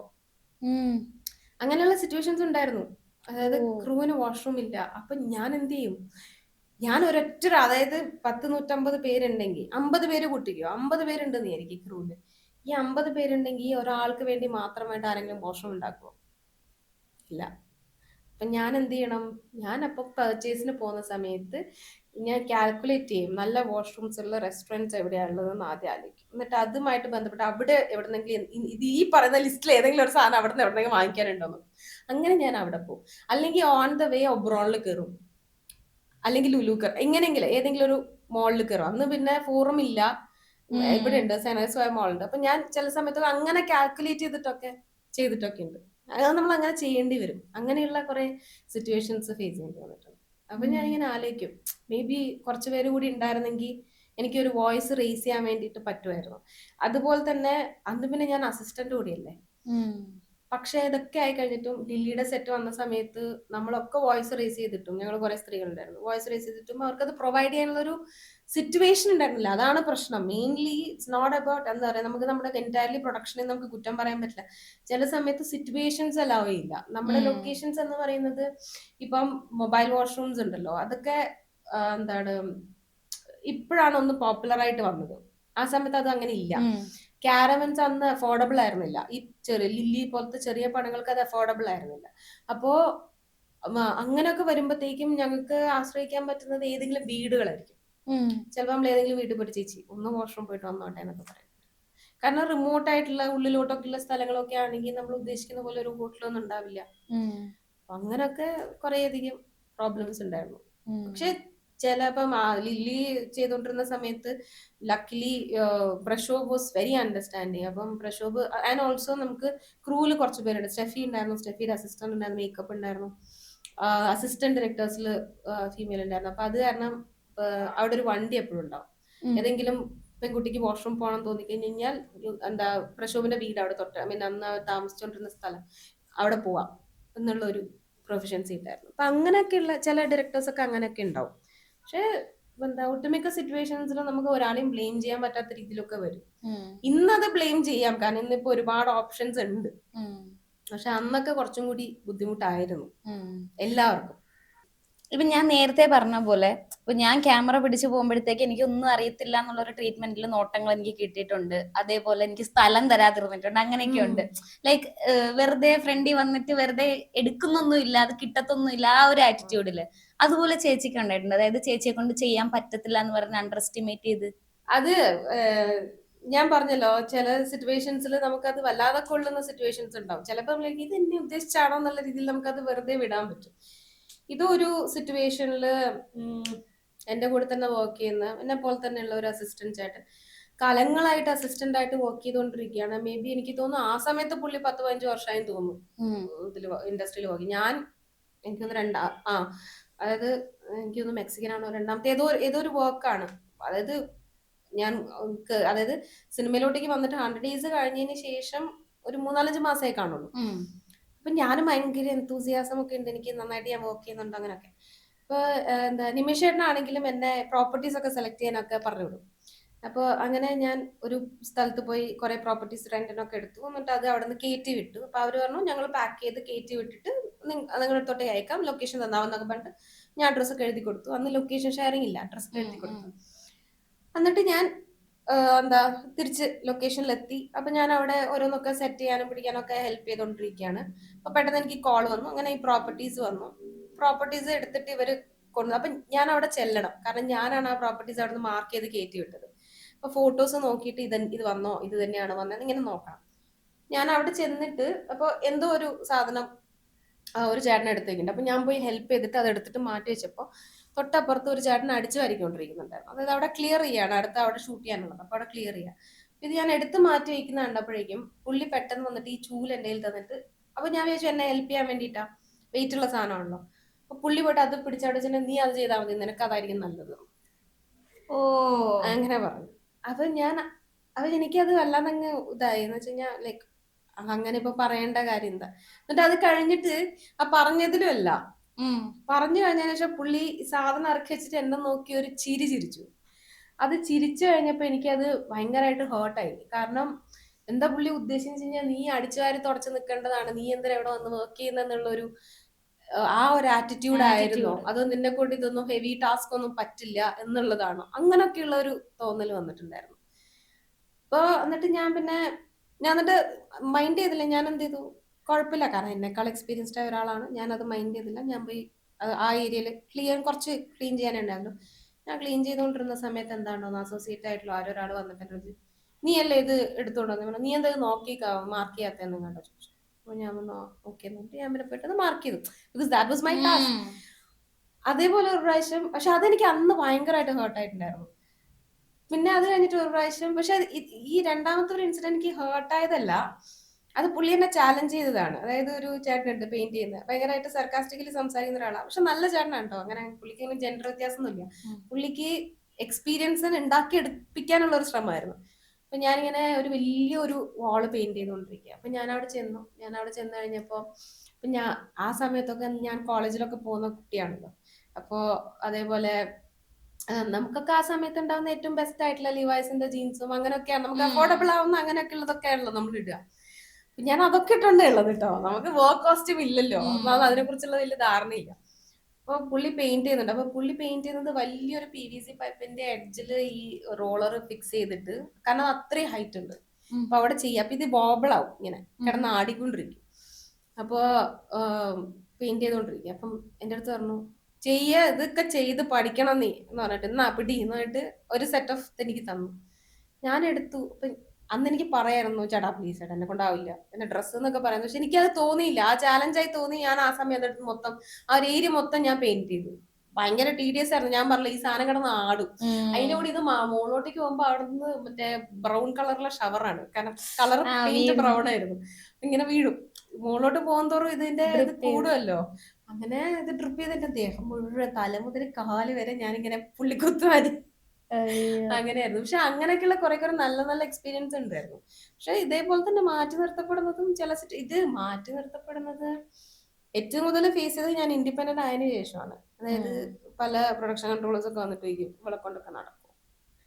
അങ്ങനെ ചില ഡയറക്ടേഴ്സ് പറയില്ല, എനിക്ക് ഇയാളെ തന്നെ വേണം ആർട്ട് ഡയറക്ടറായിട്ട് എന്ന് പറയുമ്പോൾ ഇവളൊക്കെ വിചാരിച്ചാൽ നടക്കുമോ, അങ്ങനൊക്കെ ചില സിറ്റുവേഷൻസിലൊക്കെ ആക്ഷൻസ് ഒക്കെ ഞാൻ കണ്ടിട്ടുണ്ട്. ചില സിറ്റുവേഷൻസിൽ നമ്മുടേതായിരിക്കില്ല പ്രശ്നം, പലപ്പോഴും വേറെ ആരുടെയെങ്കിലും പ്രശ്നം കാരണം, ചിലപ്പോൾ ചില ആക്ടറിന്റെ പ്രശ്നം കൊണ്ടായിരിക്കാം ഡിലേ വരുന്നതൊക്കെ. പക്ഷെ അതെല്ലാം കൂടി നമ്മുടെ തലയിലോട്ടേക്ക് വെച്ചിരുന്ന ഒരു, എന്നാ പിടിച്ചോ നീയാണല്ലോ ഇവിടുത്തെ ഏറ്റവും വീക്ക് ലിങ്ക് എന്ന് പറഞ്ഞിട്ട് അങ്ങനെ നമ്മുടെ തലയിലോട്ടേക്ക് വെച്ചിരുന്ന ഒരു പരിപാടിയൊക്കെ ഉണ്ടായിരുന്നു. അതൊക്കെ ഇഷ്ടംപോലെ ഉണ്ടായിട്ടുണ്ട്.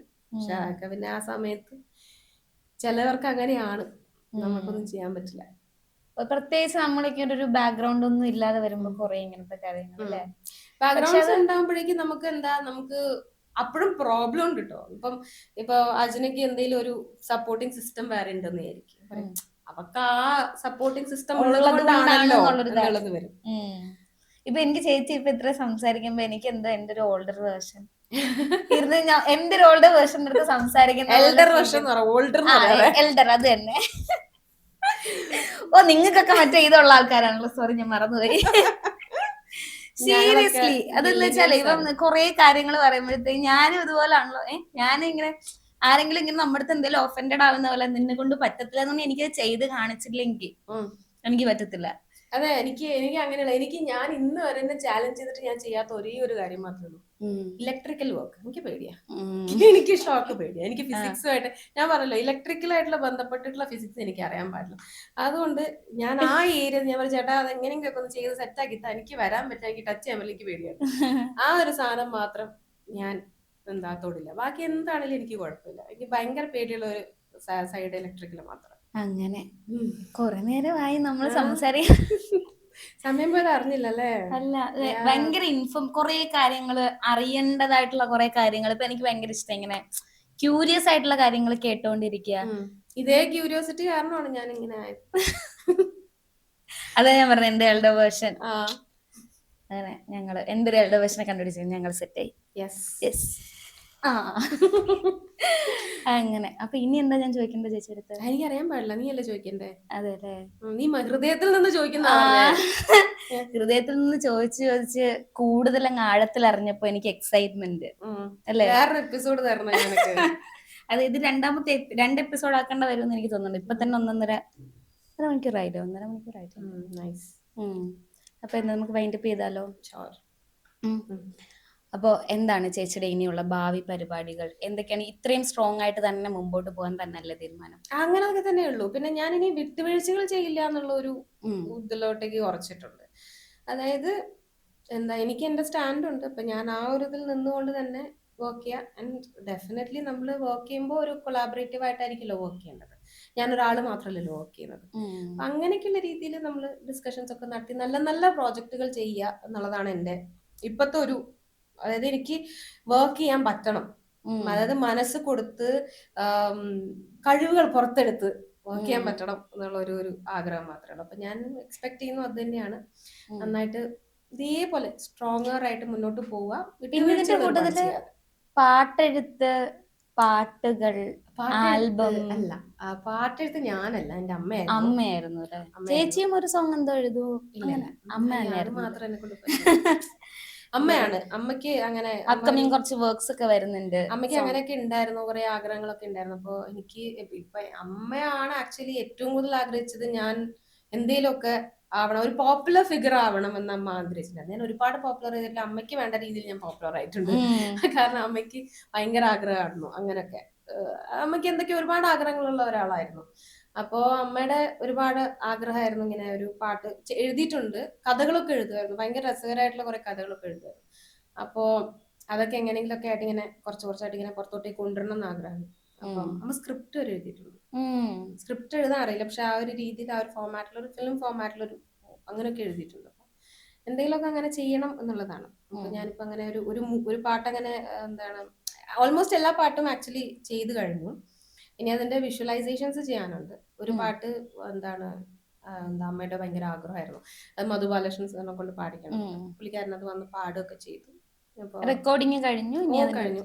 ഇനി അതിന്റെ വിഷ്വലൈസേഷൻസ് ചെയ്യാനുണ്ട്. അപ്പൊ അതിന് വേണ്ടിട്ട് ഇങ്ങനെയുള്ള കാര്യങ്ങൾ മുന്നോട്ടേക്ക് നോക്കിക്കൊണ്ടിരിക്കുന്നു. വെറുതെ ഒന്ന് തട്ടുകൂട്ടി ചെയ്യാനുള്ള ഒരു താല്പര്യമില്ല, നന്നായി തന്നെ ചെയ്യണം എന്നുള്ളൊരു ആഗ്രഹം. അതാണ്. അപ്പൊ ചേച്ചി ഓൾ ദ വെരി ബെസ്റ്റ്. നമുക്ക് ഇടയ്ക്കിടയ്ക്ക് കാണാം. അതെന്തായാലും കാണാം. Thank you. നമുക്ക് ഇടയ്ക്ക് ഇനി അടുത്ത വിശേഷങ്ങൾ വരുമ്പോൾ നമ്മൾ ഇനി ഒരു സെഷൻ ആയിരിക്കും അല്ലേ? അത് തന്നെ. ഓക്കെ, അപ്പൊ thank you so much. All the very best. ഇങ്ങനെ തന്നെ സ്ട്രോങ്ങർ ആയിട്ട് മുമ്പോട്ട് പോവാ. നമ്മുടെ എന്താ പറയാ, മലയാള സിനിമയിലെ ഒരു ഒഴിവാക്കാൻ പറ്റാത്ത പേരായി ഇന്ത്യൻ സിനിമയിലെ. അതെ, ഇന്ത്യൻ അവിടെ നിൽക്കരുത്, പുറത്തേക്കൊക്കെ പോണം. അതെ, ഹോളിവുഡ് ബോളിവുഡ് എല്ലാം ബോളിവുഡ് ഇന്ത്യൻ ആണ്, പക്ഷെ ഹോളിവുഡും എല്ലാം കൈയടക്കട്ടെ. All the very best. Thank you so much. Thank you. ഇത്ര ടൈം നമുക്ക് വേണ്ടി സ്പെൻഡ് ചെയ്തതിന്. Thank U.